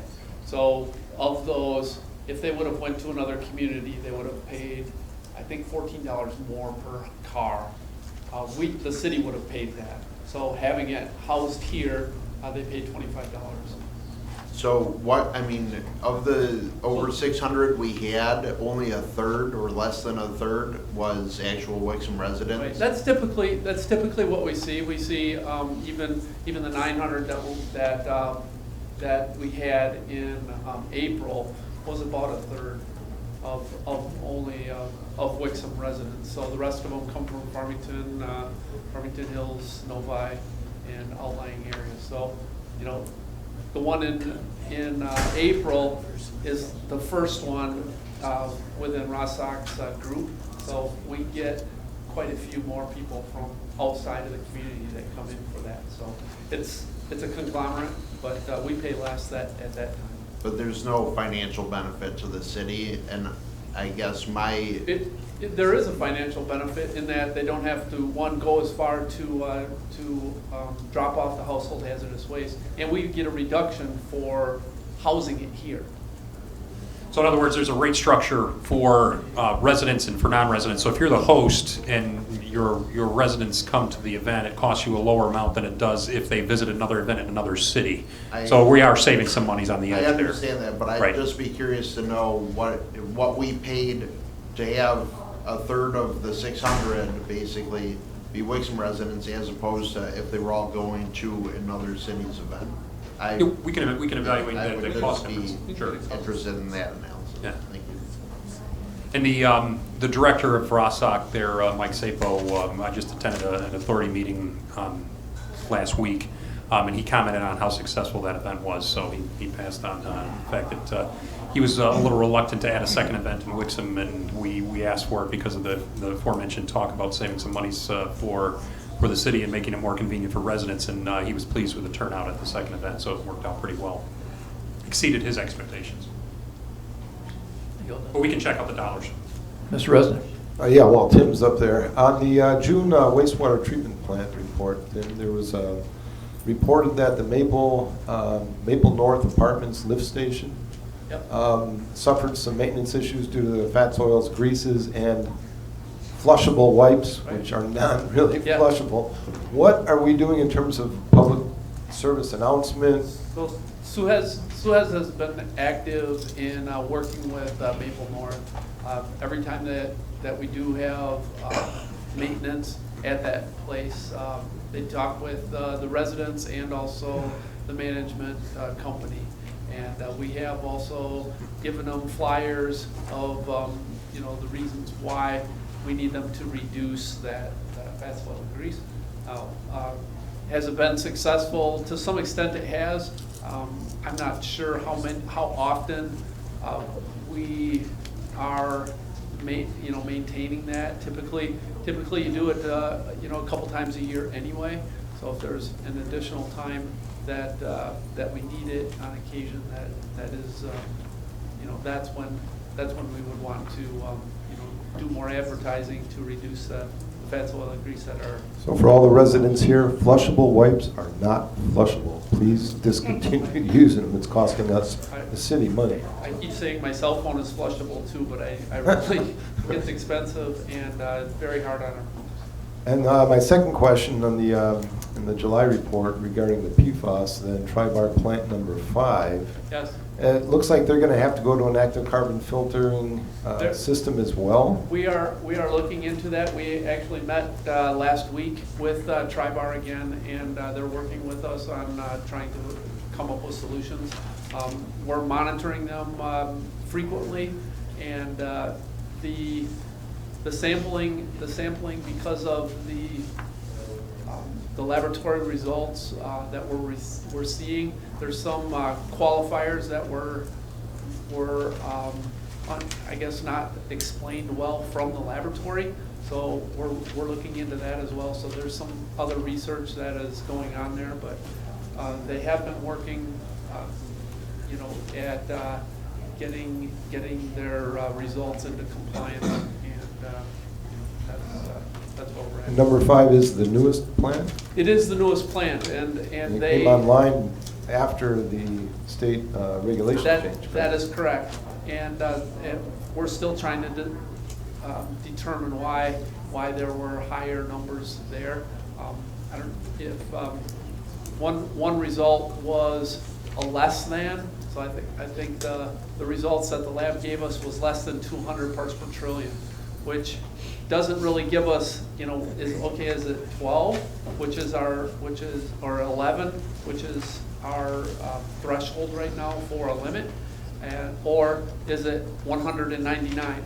And the laboratory couldn't tell us that because of interferences within the sample, and there's a lot of research going on to try and figure that piece out. So there was a bit of an outlier in the test results in that one particular time period that is being evaluated as to what the cause of that was, number one. And then number two, you're right to question Plant 5 shouldn't have the chemicals present because of the fact it came online after they stopped using them in 2015. So that's another issue. There's some operational processes or habits that they had that they're changing to see if that would have an impact on it, to see if there was a potential of those processes somehow introducing that into that Plant 5, even though they haven't used it there. So that's something else they're going to address. So they're going to make some operational changes, and then we're going to continue to evaluate these new incoming results to see if that was an outlier that just was an anomaly and won't reoccur. So we're two different looking at approaches. We're looking also at all their chemical usages. Yeah. So reviewing all the SDS sheets, and which is I know this is going around statewide, and every lab is probably swamped right now. They are, yes. All right, thanks, Tim. Yes. Jim, before you sit down, sorry. No, that's fine. So back to the flushing of the non-flushables. Do you Yeah. or staff ever go to HOA meetings and talk about those issues? We have not recently done that. That might be. And that would be a good thing. We have flyers that have been printed up for the city, and we're working on getting them mailed out, and having trouble with labeling for the post office so that we can get them all out. So that's we do have some printed literature that we plan to send out here soon. Thank you. Thank you. Okay, thanks, Tim. Next item on the agenda is the consent agenda. All items under the consent agenda are considered routine by the City Council and will be enacted by one motion. There will be no separate discussion of these items unless a council member so requests, in which event the items will be removed from the consent agenda and added to the regular agenda at the end of unfinished or new business. Do I have a motion? So moved. Support. I have a motion and a second. All in favor, please signify by saying aye. Aye. Motion passes. Thank you. There is no unfinished business. New business. First item under new business is consideration of a request to rezone a 16.4 acre parcel located at 3400 Theodore Street, parcel number 17-31-401-013 from R1, one family residential, to R4, one family residential. I'd like to kick off. R3 to R4. Didn't I say that? No. Apparently I didn't. In any event, thank you. Your Honor, before we get started, I'd like to ask for an indulgence on that handout that I did earlier. Yes, please do. Into the public hearing. Just as a point of clarification for the record, if you will, there was a July 17th letter to the Planning Commission that was provided in the packet referencing this rezoning case 002019, dated July 17th, as I mentioned. Somehow in the process of preparing that for the packets, the copying went awry, and you were provided with a copy that went from 1 to 3 to 5, skipping 2 and 4 on the reverse. So we've provided a print of the full memo, including those second and fourth pages, and I'd encourage council to make sure they take a few moments to take a look at page 2, page 4, and make sure you understood what was covered there. And that's just a point of information and order that I wanted to mention at the beginning of this. So if you want to take a couple seconds to take a look at that, make sure there's nothing that has any impact. It's basically on page 2, there's some table information and some other information provided on a variety of things. On page 4, it's covering some of those criteria that were mentioned in 18.23.040 that were somehow missed in the copying of the project here, or the packet for your information. I apologize. Thank you. Mr. Gosh. Thank you. I did have a series of questions about this. So is there, I guess just out of my own curiosity for the project for Mr. Sprague, when we have something come in front of us, because there is quite a large difference between the minimum lot size between R3 and R4, theoretically, is it possible to approve a rezoning but stipulate a separate minimum within that, like instead of 7,200, something larger than that? If the applicant were to propose a conditional rezoning, that could be a condition of that rezoning. The city could not implement that. The city could not ask the applicant to do that under a conditional rezoning, so that they would have to come back if, hypothetically, council felt that this was close to something that you'd be interested in seeing, but you were concerned about the cluster option and the sizing. If the applicant were to come back and say, well, if I were to propose a conditional rezoning with lot sizes no less than 6,500 or 6,200 square feet or whatever, would that be entertainable? Then the process would start over again, go back to the planning commission as an application for a conditional rezoning, and then would eventually come back to you. Okay. Along the lines, because I know in our packet there is mention of conditional rezoning or conditional approval with regard, I think it was mentioned, the cluster option, as was discussed, I guess, at Planning Commission. Are there any conditions that the city can ask for, or does all conditioning have to be done by the applicant? Conditioning has to be provided by the applicant. The city does not have to accept those and has the ability to deny that application or that rezoning request if you're not satisfied with those conditions, but the city cannot impose those conditions. Thank you. Regarding, there was talk about traffic stacking, frankly, I don't know why you'd want to have a development where 9 or 10 months of the year you have a consistent traffic jam backing up into a neighborhood for schooling. And I think, frankly, that's an issue as a city we have to address with the school district, because it's partly to do with their decision to stop busing students within a certain distance. It's not really up to a developer to deal with. And frankly, the city shouldn't be allowing it either. I think it's about time we have a sit down with the school district to address it, because that's a giant contributing factor to traffic issues in the area. With regard to Mr. Powell's comments about a lot of negative issues, and maybe if he could answer if he wants to, a lot of negative problems or issues facing the property. You had said proximity to the industrial facility, the cost to get there about $450,000 between both bridges and whatnot. I mean, what is the thought process behind wanting to move forward with this parcel instead of just the other parcel? I know you're not the developer, so is there any? If I might, Mr. Mayor. That's a very, very good question, Councilman. When we first started dealing with the city, right up front, the only project that the developer was interested in was the Wall Lake School System piece. So we came in, we presented that to them, and we had a layout, quite frankly, that had been provided to us by the Wall Lake School System, which they were very interested in allowing to be completed. I say the Wall Lake School System. We presented that to the city, and it was at least accepted in concept as an option. And that layout provided for alleyways and rear yard access, so garages off of an alley versus off the street. So that was presented to the city. In our working with the city, it was understood and discussed that, gee, the only way to access. You're having an amazing week wherever you are. Thank you so much. Amazing.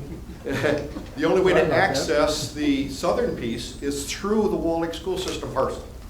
And so it was thought that maybe it'd be a good idea to take the two together, very similar to the councilman over here asked. The developer then approached the owner of the southerly piece, kind of struck a deal, an option on that piece, with the thought, again, that it would be a multiple piece of property. So the original cost of that was all based upon a very dense multiple development, as I shared with council up front. So the access to that piece to the south was developed through this piece and tied in and then extended out through Theodore, and that's how it was originally created, the two parcels together. Once it was identified that the what's called the March piece, it's owned by Mr. March, was going to be extremely difficult to develop and probably not have the return, then it was then pulled back, and it was presented to my commission and the city council then as two separate parcels. And they might be developed separately, they might not be. The goal and the wish is to develop them together. However, the approval process is taking a different path. Okay. If that answers your question. Yep, and kind of along the same lines, you had mentioned property values for this parcel you had estimated, or I guess the developer had estimated, or someone at Michigan State or something. Oh, Lord, U of M. But anyway, go ahead. 20 to 30% less than the other property values. What would be the offering price for these if this were approved? You know? Yes, as a matter of fact, I went through those with the, and so I believe the price for a similar lot up in the school system property was in about $420,000, in that range, on the smaller lots, cluster option type lot with the open space around it. On the March piece, or the piece we're talking about, the market value was closer to $320,000 to $330,000. So it drops virtually $100,000 because you have that problem, the railroad tracks and the industrial. Okay, that's still pretty comparable to what the Tribute properties started out at before they getting sold out and increasing prices. A part of this is a lack of discussion, and it hasn't been mentioned today, in terms of the reasonable rate of return is there anything you can speak to on that front, or is that something that the developer should have been here to discuss? I'm a very, very poor expert on that, and so it's not my expertise. My intent was to show council ignoring land cost, ignoring development cost inside the site, ignoring all of that. I was comparing a typical R3 zone parcel and this one, and showed that there was a hardship here that had to be addressed. Okay, thank you. Anyone else? Mr. Resnick? While Mr. Powell's up there, you had mentioned that the initial plan with just the school district property was presented to the city. Was that CIB planning, or was that planning commission, or city? That was sit-down meetings with CIB and staff as well, and it was just to get some idea how to proceed forward. It was not an official presentation, and as a matter of fact, we then, I believe, if you go back in the minutes, we actually appeared before the Planning Commission a couple times, strictly informally. No request for anything except just to let the Planning Commission understand what the process was going to be and what we were requesting.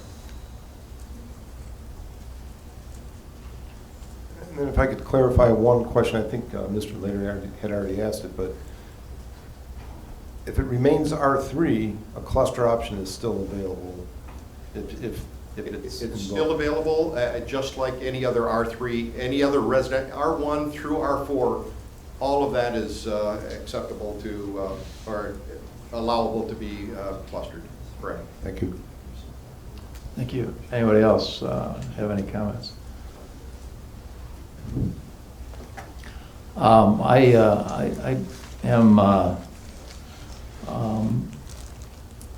I support the Planning Commission's recommendation for a number of reasons.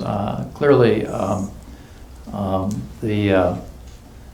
think our history has been that we've pretty much kept to, when we can, the council has taken a position that we stick with our master plan, and I'm uncomfortable changing the master plan because I think that we need to maintain it the way we have it.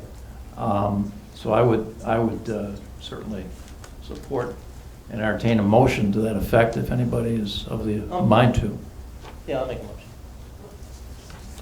So after listening to the public hearing, comments from the applicant, residents, reviewing the minutes, all the documentation in the packet, I would like to make a motion to accept the Planning Commission's July 22nd unanimous recommendation to deny rezoning case 002-19 for rezoning the property located at 3400 Theodore Street from R3 to single residential R4 with the minimum lot size 7,200 feet for the following reasons: that the Planning Commission reviewed the rezoning request after considering comments from the applicant's residents, staff, consultants to recommend a denial for failing to meet ordinance section 18.23.040. It failed to meet ordinance standards B and D by not providing sufficient evidence that the potential uses in the R4 district would be compatible with the surrounding uses, particularly on the environment in view of the increased density, the traffic impacts, and the potential influence on property values. The applicant also failed to meet the standards of section 18.23040C by not providing sufficient evidence that a reasonable rate of return on investment cannot be achieved through developing the property under the current zoning. The applicant failed to meet the ordinance standards section F by not providing sufficient evidence demonstrating that there is an apparent demand for uses permitted in the proposed zoning district relative to the amount of land currently zoned to accommodate that demand. Specifically, what he's proposing is currently available in the village center area and where it's properly zoned and part of the master plan. And the applicant failed to meet section G by not providing sufficient evidence demonstrating that the requested rezoning is more appropriate than the current rezoning or the current zoning district, or by amending the list of permitted or special uses within the R3 district without creating disharmony and negative impacts on the character of the adjacent neighborhoods. Also, and that is the motion. I'll second it. I'll jump in here. Kathy, do you need something in writing on that? I mean, that was kind of a long motion, or is I think I'll. you okay with that? All right. She nailed it. Yeah, that's- All right, I just wanted to make sure that, you know, maybe Thank you for checking. if you had it written. Discussion. Would you like to make any? just for support of it is, primarily, there's been no evidence related to the economic hardships. I'd love to take Mr. Powell's word for everything, but there's been no documentation, no studies, no presentations related to R3 versus R4. He's cited studies, he's cited things that have been done, but he hasn't shown us anything that's been done.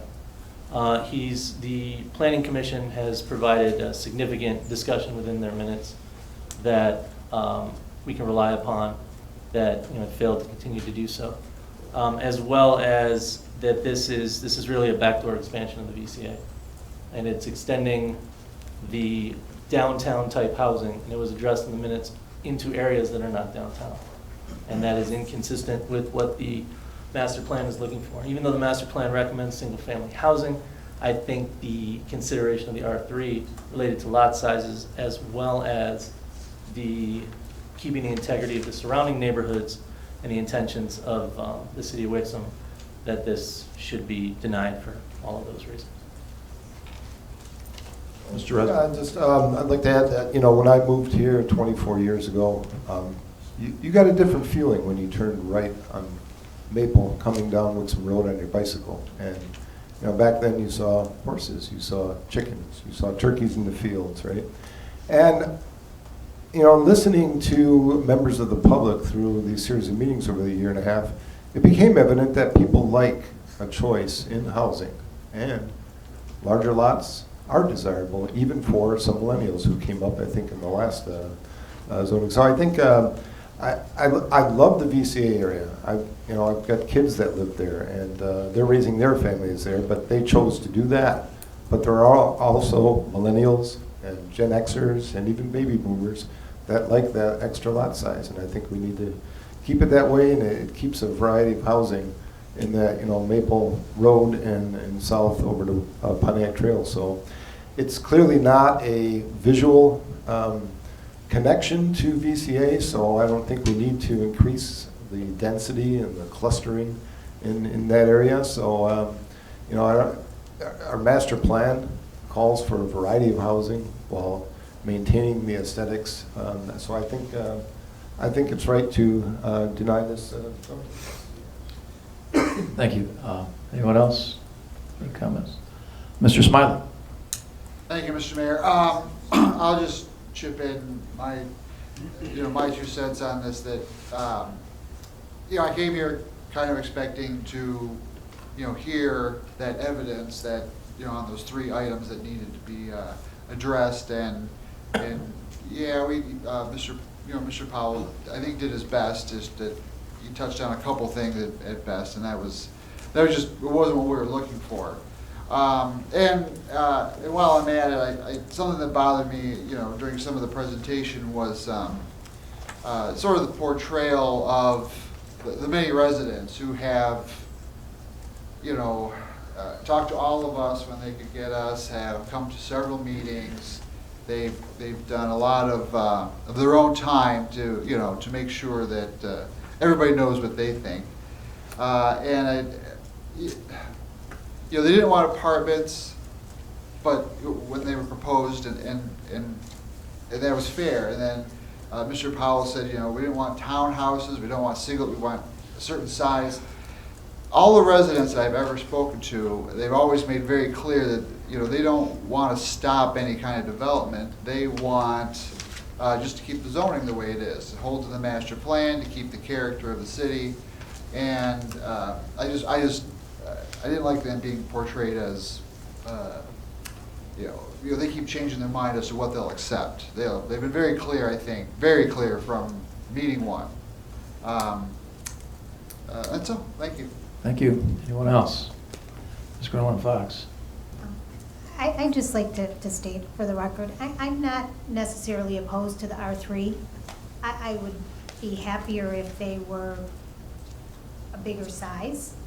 I wouldn't like the cluster, and I know that's a separate issue. What I really am having trouble with is that Theodore Street. going through there. I just see it being just a mess. I drive by there every day on my way to work, and I can't imagine the residents currently on Theodore, as well as the residents, if they were to be in this new development, with, as someone said, I think it was the mayor, of cars lined up down the street. I would like that. I can't imagine they would like that. So those are my concerns. Thank you. Thank you. Anyone else? Okay, I have a motion and a second to accept the Planning Commission's recommendation to deny the rezoning. All in favor, please signify by saying aye. Aye. Opposed? Motion passes. Next item on the agenda is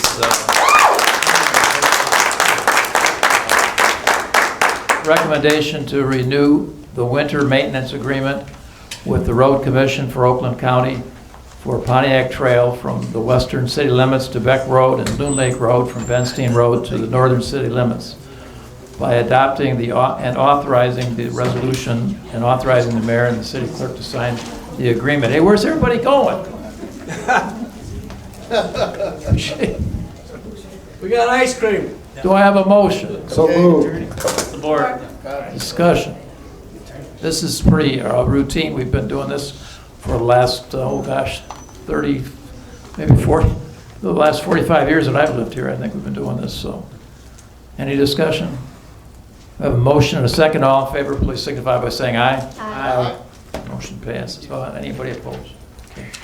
Next item on the agenda is recommendation to adopt resolutions to adopt and implement a local pavement warranty program consistent with the guidelines for local agencies' pavement warranty program as approved by the Michigan Department of Transportation. Do I have a motion? So moved. Support. Discussion? Anyone? One clarification. Pardon me? If Tim could give us one clarification. So this is anything that's over $2 million in funding or total cost for the project? Total cost. Total cost. So if we get a federal match or a state match for $1 million and... Yep, then we can choose to ask for that warranty, but at that point it gets rather expensive. But for items larger than that, MDOT is requesting that warranty program to be in place. So we do not want to overlook any funding in the future, so we want to abide by their rules. Okay, thank you. Anybody else? All right, we have a motion and a second. All in favor, please signify by saying aye. Aye. Opposed, motion passes. Item number 4 is a recommendation to approve the confirmation of mayoral appointment of Robert J. Zewald to the Tax Abatement Review Committee. Do I have a motion? So moved. Support. Is Mr.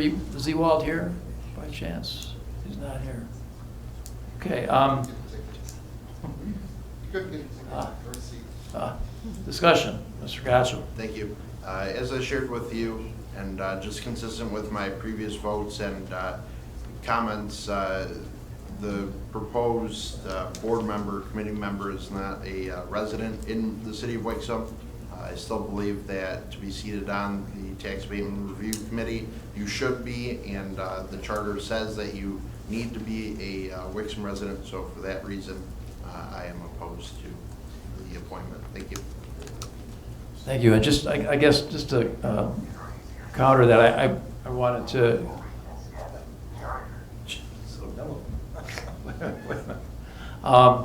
You know, I just wanted to comment that you know, we part of the makeup of the Tax Abatement Committee is the Walled Lake School District. They have the opportunity to appoint somebody, and clearly they well, they don't appoint them, I appoint them, but or the mayor appoints them, but the current member of the committee is, and the past member of the committee, frankly, they haven't lived in the city, but they're there by virtue of the fact that they're representing the taxing authority of the Walled Lake Schools. But I just it's not a new concept, and this would be actually the third person on the committee that does not live in the city.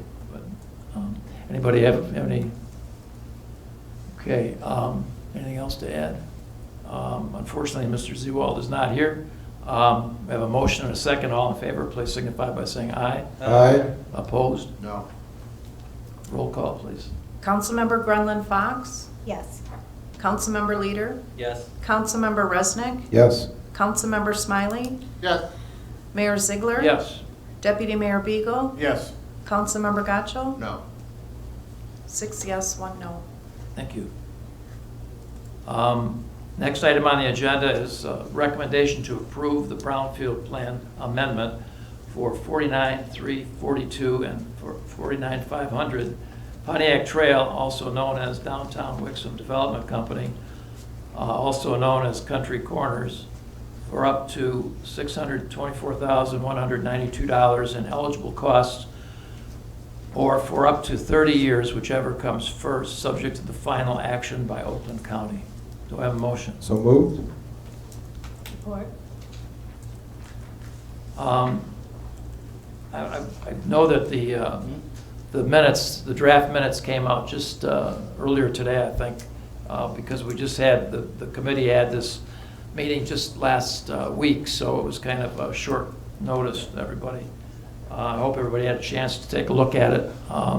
It was I would say, a robust discussion, and I think all the different viewpoints were pretty well stated in the documents that you reviewed. Anybody have any questions or comments or concerns? Okay. We have a motion and a second. All in favor, please signify by saying aye. Aye. Opposed? Motion passes. Thank you. Next item on the agenda, this is the add-on that was just put up here. It's a recommendation to approve the consulting agreement, with Black and Vetch of Grand Rapids, Michigan, to provide technical assistance with the review of the operation, maintenance, and management request for proposal responses for water and wastewater services for an amount not to exceed $14,500. Do I have a motion? So moved. Support. Okay. Mr. Brown, you want to fill us in? This is... Yeah, so a little bit of information on this, just covering what I did in the report that I provided to council here, and I apologize for the fact that it ended up being a walk-on item. This was something we had originally considered might be something we would want to pursue when we're dealing with a contract award of the size that we're dealing with here. In the end, we decided upon receiving the proposals that there was enough, how I could term, some ambiguity in terms of it wasn't as clear-cut of a choice as you maybe could have expected it could turn out to be. There's a band of lower cost proponents, there's a band of middle cost proponents, and then there's a higher end. And when we have those kind of a distribution of proponents and costs, we came to the conclusion that we actually did want to pursue the involvement of a consultant in the process. And going back just to the beginning here as to why we're bidding this out, the current provider is Suez, and the city has had a 25-year relationship with Suez under a variety of names over the years. We had an initial 5-year contract and then 3 different renewals for various periods of time that have added up to this 25-year period. Recently, with an operations change that the city implemented, Suez has been stating that they've experienced a sharp increase in costs related to chemicals, which under the contractual arrangement was the responsibility of Suez.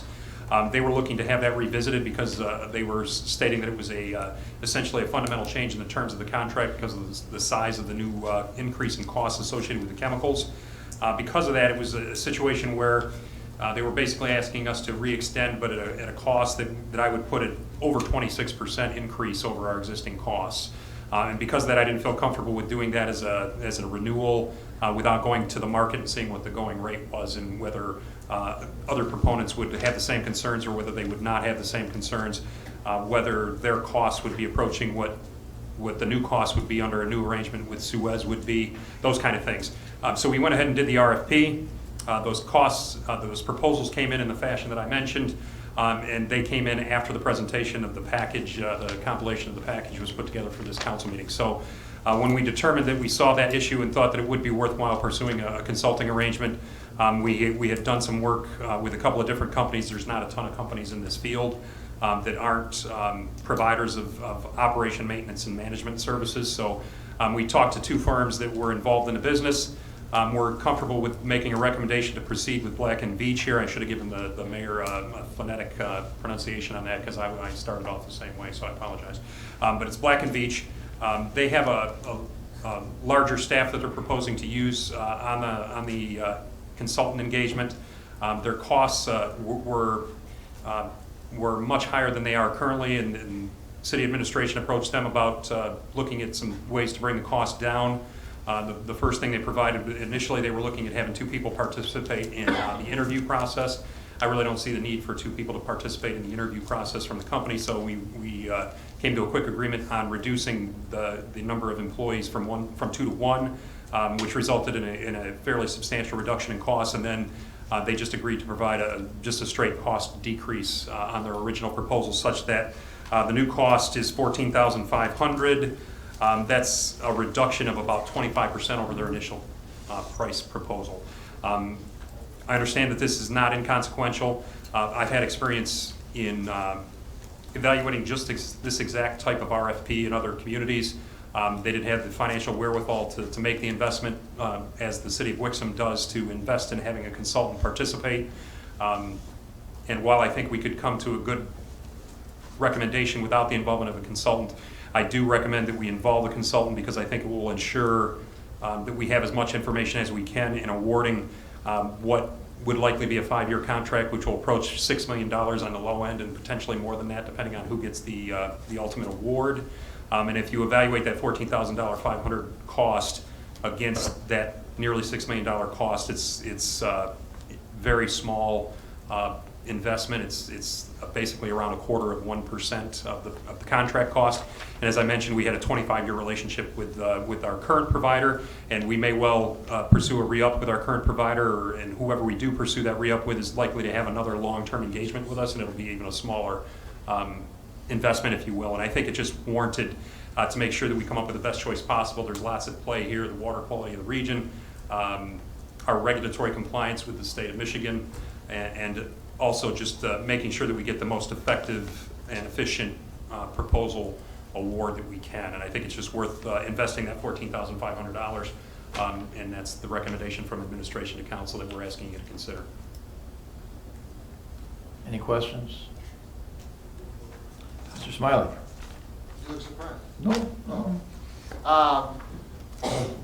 Yeah, we didn't get a chance to digest this too quickly, so forgive me if this is in here. How long is this agreement that they would be consulting? The agreement is just going to cover participation in our RFP review process. So they're going to help us break down the proposals that were submitted, summarize them in a consistent fashion, and pick out some details that potentially we would miss. I do have a lot of confidence in our in-house experience and expertise and our service needs.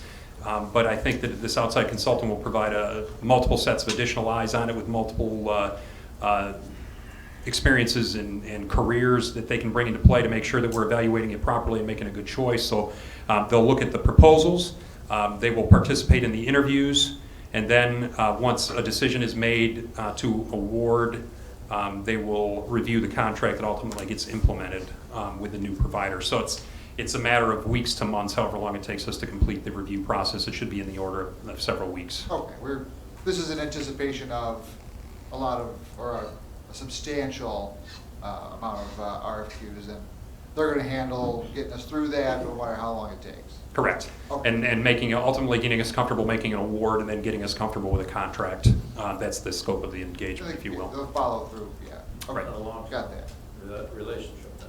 Right. It's not a long-term. No, it's short-term. Well, we don't need them to be for Right. long term, right? Exactly. Yeah. Correct. They're just serving as a consultant to award the contract, which they're not a proponent.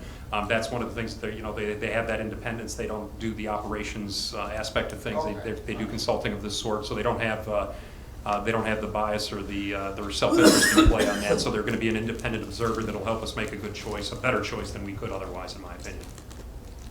Thank you. That clears it up. Mr. Resnick? Thank you, Mr. Mayor. My concern, and it sounds like you have the same concern on the interviews, is the delta between their, I'll call it operations level process engineer and their senior process engineer is over $100.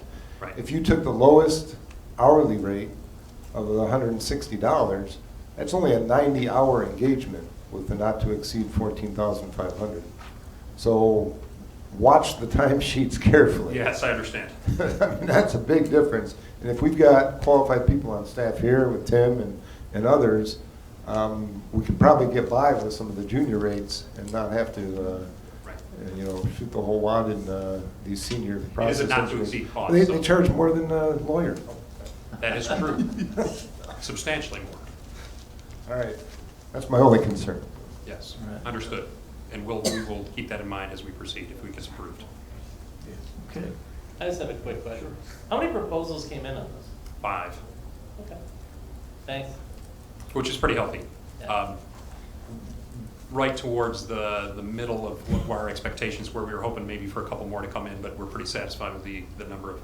So the answer is 5. 5. Yeah. Sorry. Okay. I should take into account. The recommendation to approve, we have a motion and a second to approve the consulting agreement with Black and Beach. Correct. Beach of Grand Rapids, Michigan, to provide technical assistance with the review of the operation, maintenance, and management request for proposal responses for water and wastewater services for an amount not to exceed $14,500. All in favor, please signify by saying aye. Aye. Opposed, motion passes. Next item on the agenda is second call to the public. I'm going to forego reading those rules again. If anybody would like to address the council this evening on any item on their mind within reason, come on up. Come on up, Ed. Don't be shy. Go ahead. I've never been shy. I don't. Some people know that. What's your shirt say? It says Maynard Ferguson. Throw me in jail. All right. All right. Don't take that in my 5 minutes. I'm not gonna take 5 minutes because I didn't plan on speaking tonight, but you hit a couple of topics that I've been sitting on, and I've been coming to these meetings. You wondered why. Well, I had an interest in politics, which I lost a couple presidential elections ago. You know what I'm for now. But at any rate, you hit on a couple topics. I'm Edwin Jones, 2184 Maple North Trail. I'm part of the problem he was discussing earlier with the grease and the lift station. And I want to have you pass these around quickly. And I want to tell you that last week I put a smile on 100,000 faces doing that. As some people here know, I'm a little different, and I do some things a little different, and that's what I've been all my life. Unfortunately, a year ago, and I didn't plan on speaking on this tonight, I was confronted eventually by Mr. Brown and Mr. Moore in a meeting, and it was over my attitude and my actions in the community center. Well, when you brought up the rental situation in the community center, since you've done this $250,000 renovation, the seniors have been squashed. The attitude right now in the senior center with the seniors is, when you have a woman that's 80 years old and says she doesn't want to complain because she might be yelled at, and her kid lives in Wixom too, and her grandkids, you got a problem. And when you have to involve Mr. Moore and Mr. Brown to come to the community center, I asked Tracy, the old community center leader. The former one. Former. How many times did you call the police? She laughed. Well, I think that the situation and the environment there really went downhill. And it was brought up, I've been there twice in the last year. Once for a council meeting, and once because I went there. And I want to make a quick analogy. When I was 7, I lived over a bar, and I shined shoes. And I only shined shoes in that bar I lived over, because a block away, I wasn't going to go in that bar. And a block away, I wasn't going to go in that bar. So, because my relationship here, as a word I learned when I was investigating him while he was investigating me, is that I was an ombudsman. Is that the right pronunciation? Ombudsman. Ombudsman. I like that word. For the seniors. And consequently, I had a lot of conflicts with Mrs. McGee. And I went through the Novi ban thing with you guys, which never happened, even though you said it would happen 2 years ago. I made some derogatory statements about some things that happened, and I think I was unjustly humiliated a year ago. In the meantime, there's a lot of people over there that feel that the attitude and the environment of the senior center has dwindled. And the use of the senior center has dwindled, and it started with the renovation. Okay, that's that. And as far as your grease situation goes with Maple North, they've been talking to the people there. They've gone to the point of getting the young people that are bilingual, because we have an influx of people who do not speak English, and explain to them about the wipes and the grease. I actually researched it a little bit. As I told Mr. Hinckley a year ago, I was partners with the King of Sledge in Florida, the Heisingas, in the horse business for over 15 years. So I know a little about waste. But I got involved when I found out that 10 years ago, they upgraded the system, and we didn't have a problem before that. So is the upgrading outdated like the community center was? Do we need a new renovation? I don't know. But I didn't plan on speaking tonight, and everybody here needs a cup of coffee and wants to leave. So I am done. Did I put 100,000 smiles on faces? That's what I did around here. I don't come here anymore. I go to the bar a block away. I'm on my picture. All right. 1,000 smiles. And Mrs. Hinckley gave me my first bike that I made the Christmas bike on. And ironically, there was a license on that bike.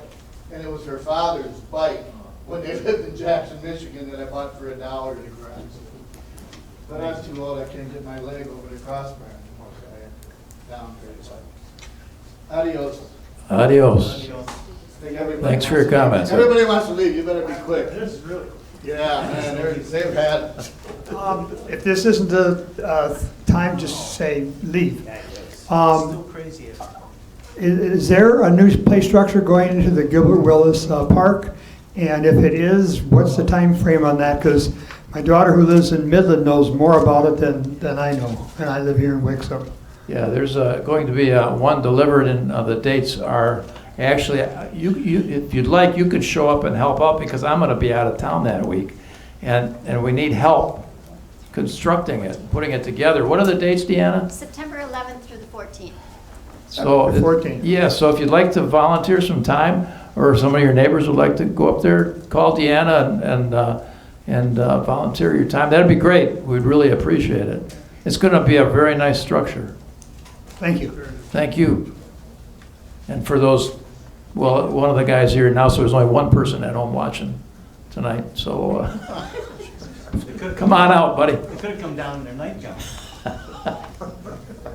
All right. Anybody else? Oh, Mr. Dornan.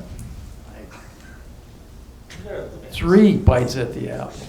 You're giving me a hard time for expounding on one answer. Sure you're getting sick of me. No, never.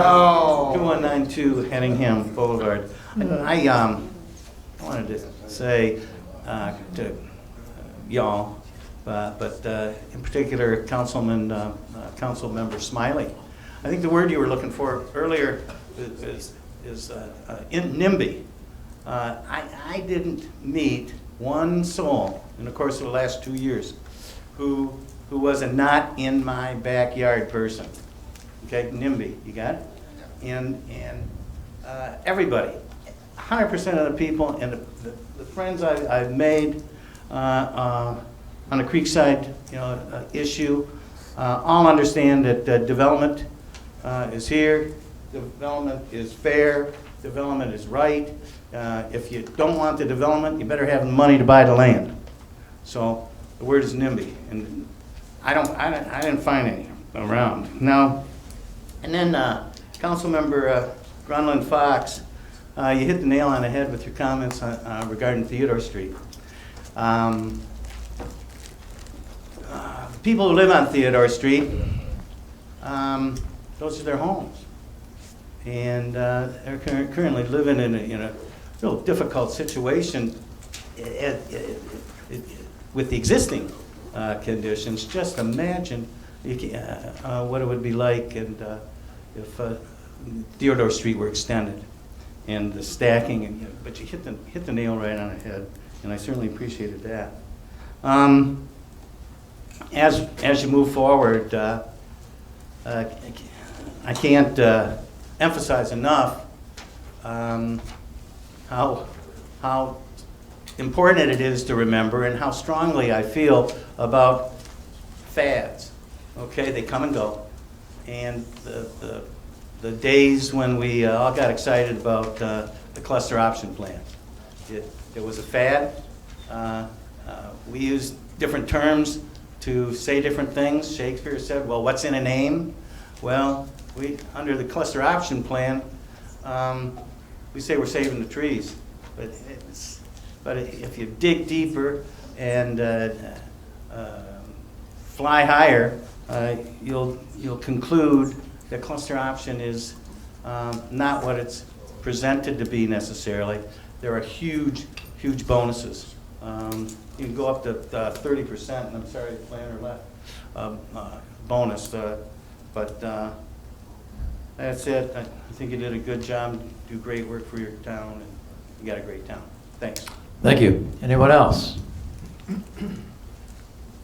I'll close the second call to the public. City manager's comments. Mr. Brown. Yeah, just two things. I'll talk about our city clerk being named to limiting an audit working group, which is a group that's getting put together through Michigan Bureau of Elections to basically use some mathematical formulas to randomly select ballots and make sure that things are being handled consistently, not irregularly, that could have maybe had an impact on an outcome of an election.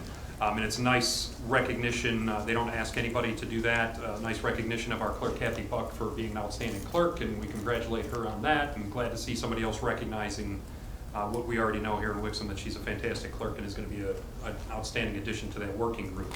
The other thing that I wanted to mention was expand on something Deanna McGee was asked to talk about, the community build, September 11th through the 14th. We are looking for people towards the front end of that. Community build is essentially an opportunity for people to volunteer their time and come out and participate in actually assembling a play structure to save the city the attendant costs that could go along with that, or the diversion of resources that could go along with that. I've had the opportunity to participate on that kind of a process in the days of old when my kids were younger, and we had a couple of different community builds that impacted us in different schools in my hometown at the time, and it's a great deal of fun. And Mr. Peterson was saying he wasn't aware of it. We'll have to figure out how we missed you, but we've got stuff in our Crossroads newsletter. We've got stuff on the website. We've got stuff on Facebook. We've got posters up around City Hall. So we're going to have to talk to you as a focus group to see what else we can do to get the word out on these kind of things, because we're excited about it. We'd like to have people participate in it, and we certainly do need people on the front end of that, as I mentioned. Towards the weekend time period, we're pretty well booked, but at the beginning of that, at 11th, 12th time period, we could use some help. So if you're interested, please contact somebody at the city. You could contact Deanna. You could contact my office, 624-0894, or by email, citymanager@wixomgov.org, and we get you set up with how to participate with that. It's a great deal of fun. So, okay. Those are the two things I wanted to mention, Your Honor. Thank you. Trying to get back in your good graces and move quickly. All right. Council comments. Mr. Beagle. Thank you. I just want to congratulate our Parks and Rec Department on another great concert series. All the concerts I attended this year were very well attended, and with the addition of the Family Fun section to it, it brought a lot of our citizens out, and I just want to thank them for that. And just remind people that everybody, that school started today, so when you're driving down your subdivision streets or driving down by a school, be careful and have a safe holiday. Thank you. Mr. Resnick. Thank you, Mr. Mayor. I also want to congratulate Deanna and the Parks and Rec. Great season again for the concert series and the Family Fun Nights. It's great to see families out there early enjoying the bounce houses and things, and everybody staying then for the concerts. And I think the food truck vendors and other things have worked out great this year. So while no level of deterrent could have stopped the high-speed accident that occurred on Pontiac Trail, I do want to point out that I drove through 3 more communities this week that had the very, very simple painted zebras and yield to pedestrian signs that give the apparent narrowing of the road. And I see they're very effective in slowing traffic down. We had pizza on the porch at Alex's the other day, and it was amazing how fast people go right in front of the police station as well. So I think we should seriously take that into consideration if we have to approach Oakland County, find out what we need to do to stripe those zebras and put up a couple of those at Pontiac Trail if we want to slow down and give an apparent narrowing of Pontiac Trail. Yeah, I think that's about it. Community build, get out there. I know that a number of businesses have expressed interest. Hopefully they've signed up. Some? Okay. I think a good place to post a big poster would be at the brewery, because a lot of those people approached me there and said, hey, we'd like to participate. So Let's try to get them there before they hit the brewery, though.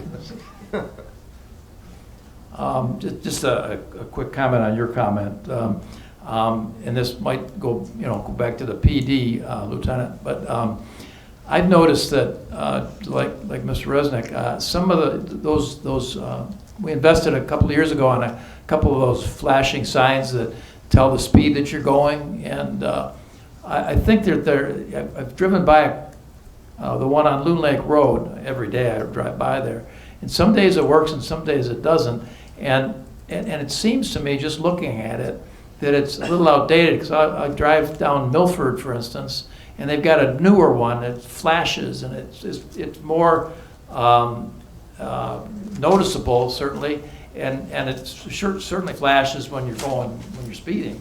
But maybe we ought to take a look at in the budget to see if we can come up with some updated ones. You might want to pass that along.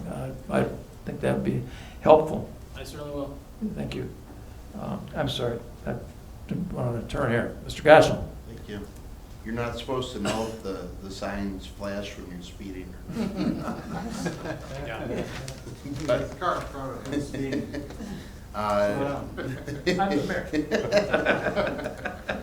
No comment tonight, thank you. Thank you. Mr. Leader. Thank you. I guess here's what I'm going to say for a minute. Like, formulate my thoughts as I'm talking here, sorry. The turnout tonight was impressive, and all the people who spoke, we appreciate it. Basically, most of what we do up here, I would categorize as routine. A lot of proposals for approving RFPs or waiving bid processes or things that obviously the community is not too interested, except for the one person watching. Hey. But every once in a while, and since I've been on council, maybe it's happened 3 or 4 times, there's been an issue that's really sparked public sentiment. And to see the turnout that the city of Wixom provides and the information that you guys express, I think it just goes to show that the Planning Commission, ourselves up here, we live here. This is our community. The city planner doesn't, the developer doesn't, the engineer doesn't. And they provide ideas and they provide options for us to consider. But those are our options.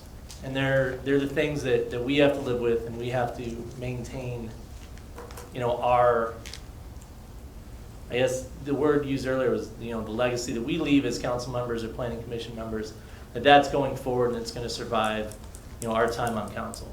And we are basically stewards of the city. And we, operate within the, the bounds of the statutes and the ordinances and do what we can to make this community better for all of us. But the input that's provided, really is your input is what we're supposed to do. It's how we can help evaluate, the positions and determine whether it's something that's good for the city of Wixom. Because maybe my agenda is not the same as Mr. Resnick's and not the same as the communities out there. So, we're not individuals up here, we're just members of the community. And continuing to participate, helps us do our jobs better. So I just want to thank everybody for coming out, the one guy watching, appreciate it. And that's all I have to say about that. Thank you. Ms. Groenland Fox. Nothing additional to add. Thank you. Mr. Smiley. Very briefly, just the aforementioned crazy accident. Just want to thank Wall Lake and Wolverine Lake and Oakland County for their help in getting that cleaned up. I know, our guys did a fantastic job, and it's very much appreciated. Other than that, have a happy Labor Day and safe Labor Day weekend. Thank you. Thank you. Yeah, just one of the things that I brought up at the end of the last meeting, I just kind of threw it out there.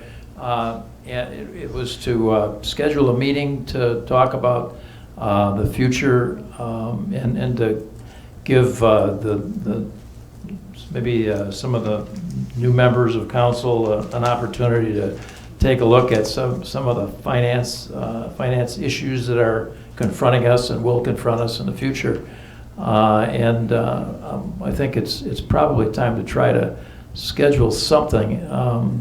And I was thinking initially maybe the middle of September, but that might be a little too soon. You probably need to come up with the PACER studies and all that stuff that you need to update. So I'm thinking maybe the first week in October might be good. Is that something that everybody would be available, or kind of?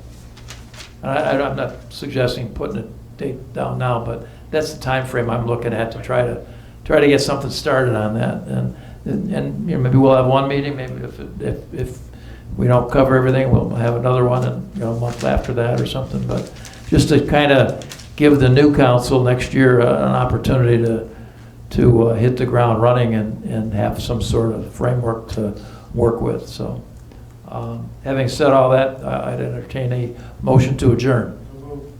Support. All in favor? Aye. Thank you. Go home.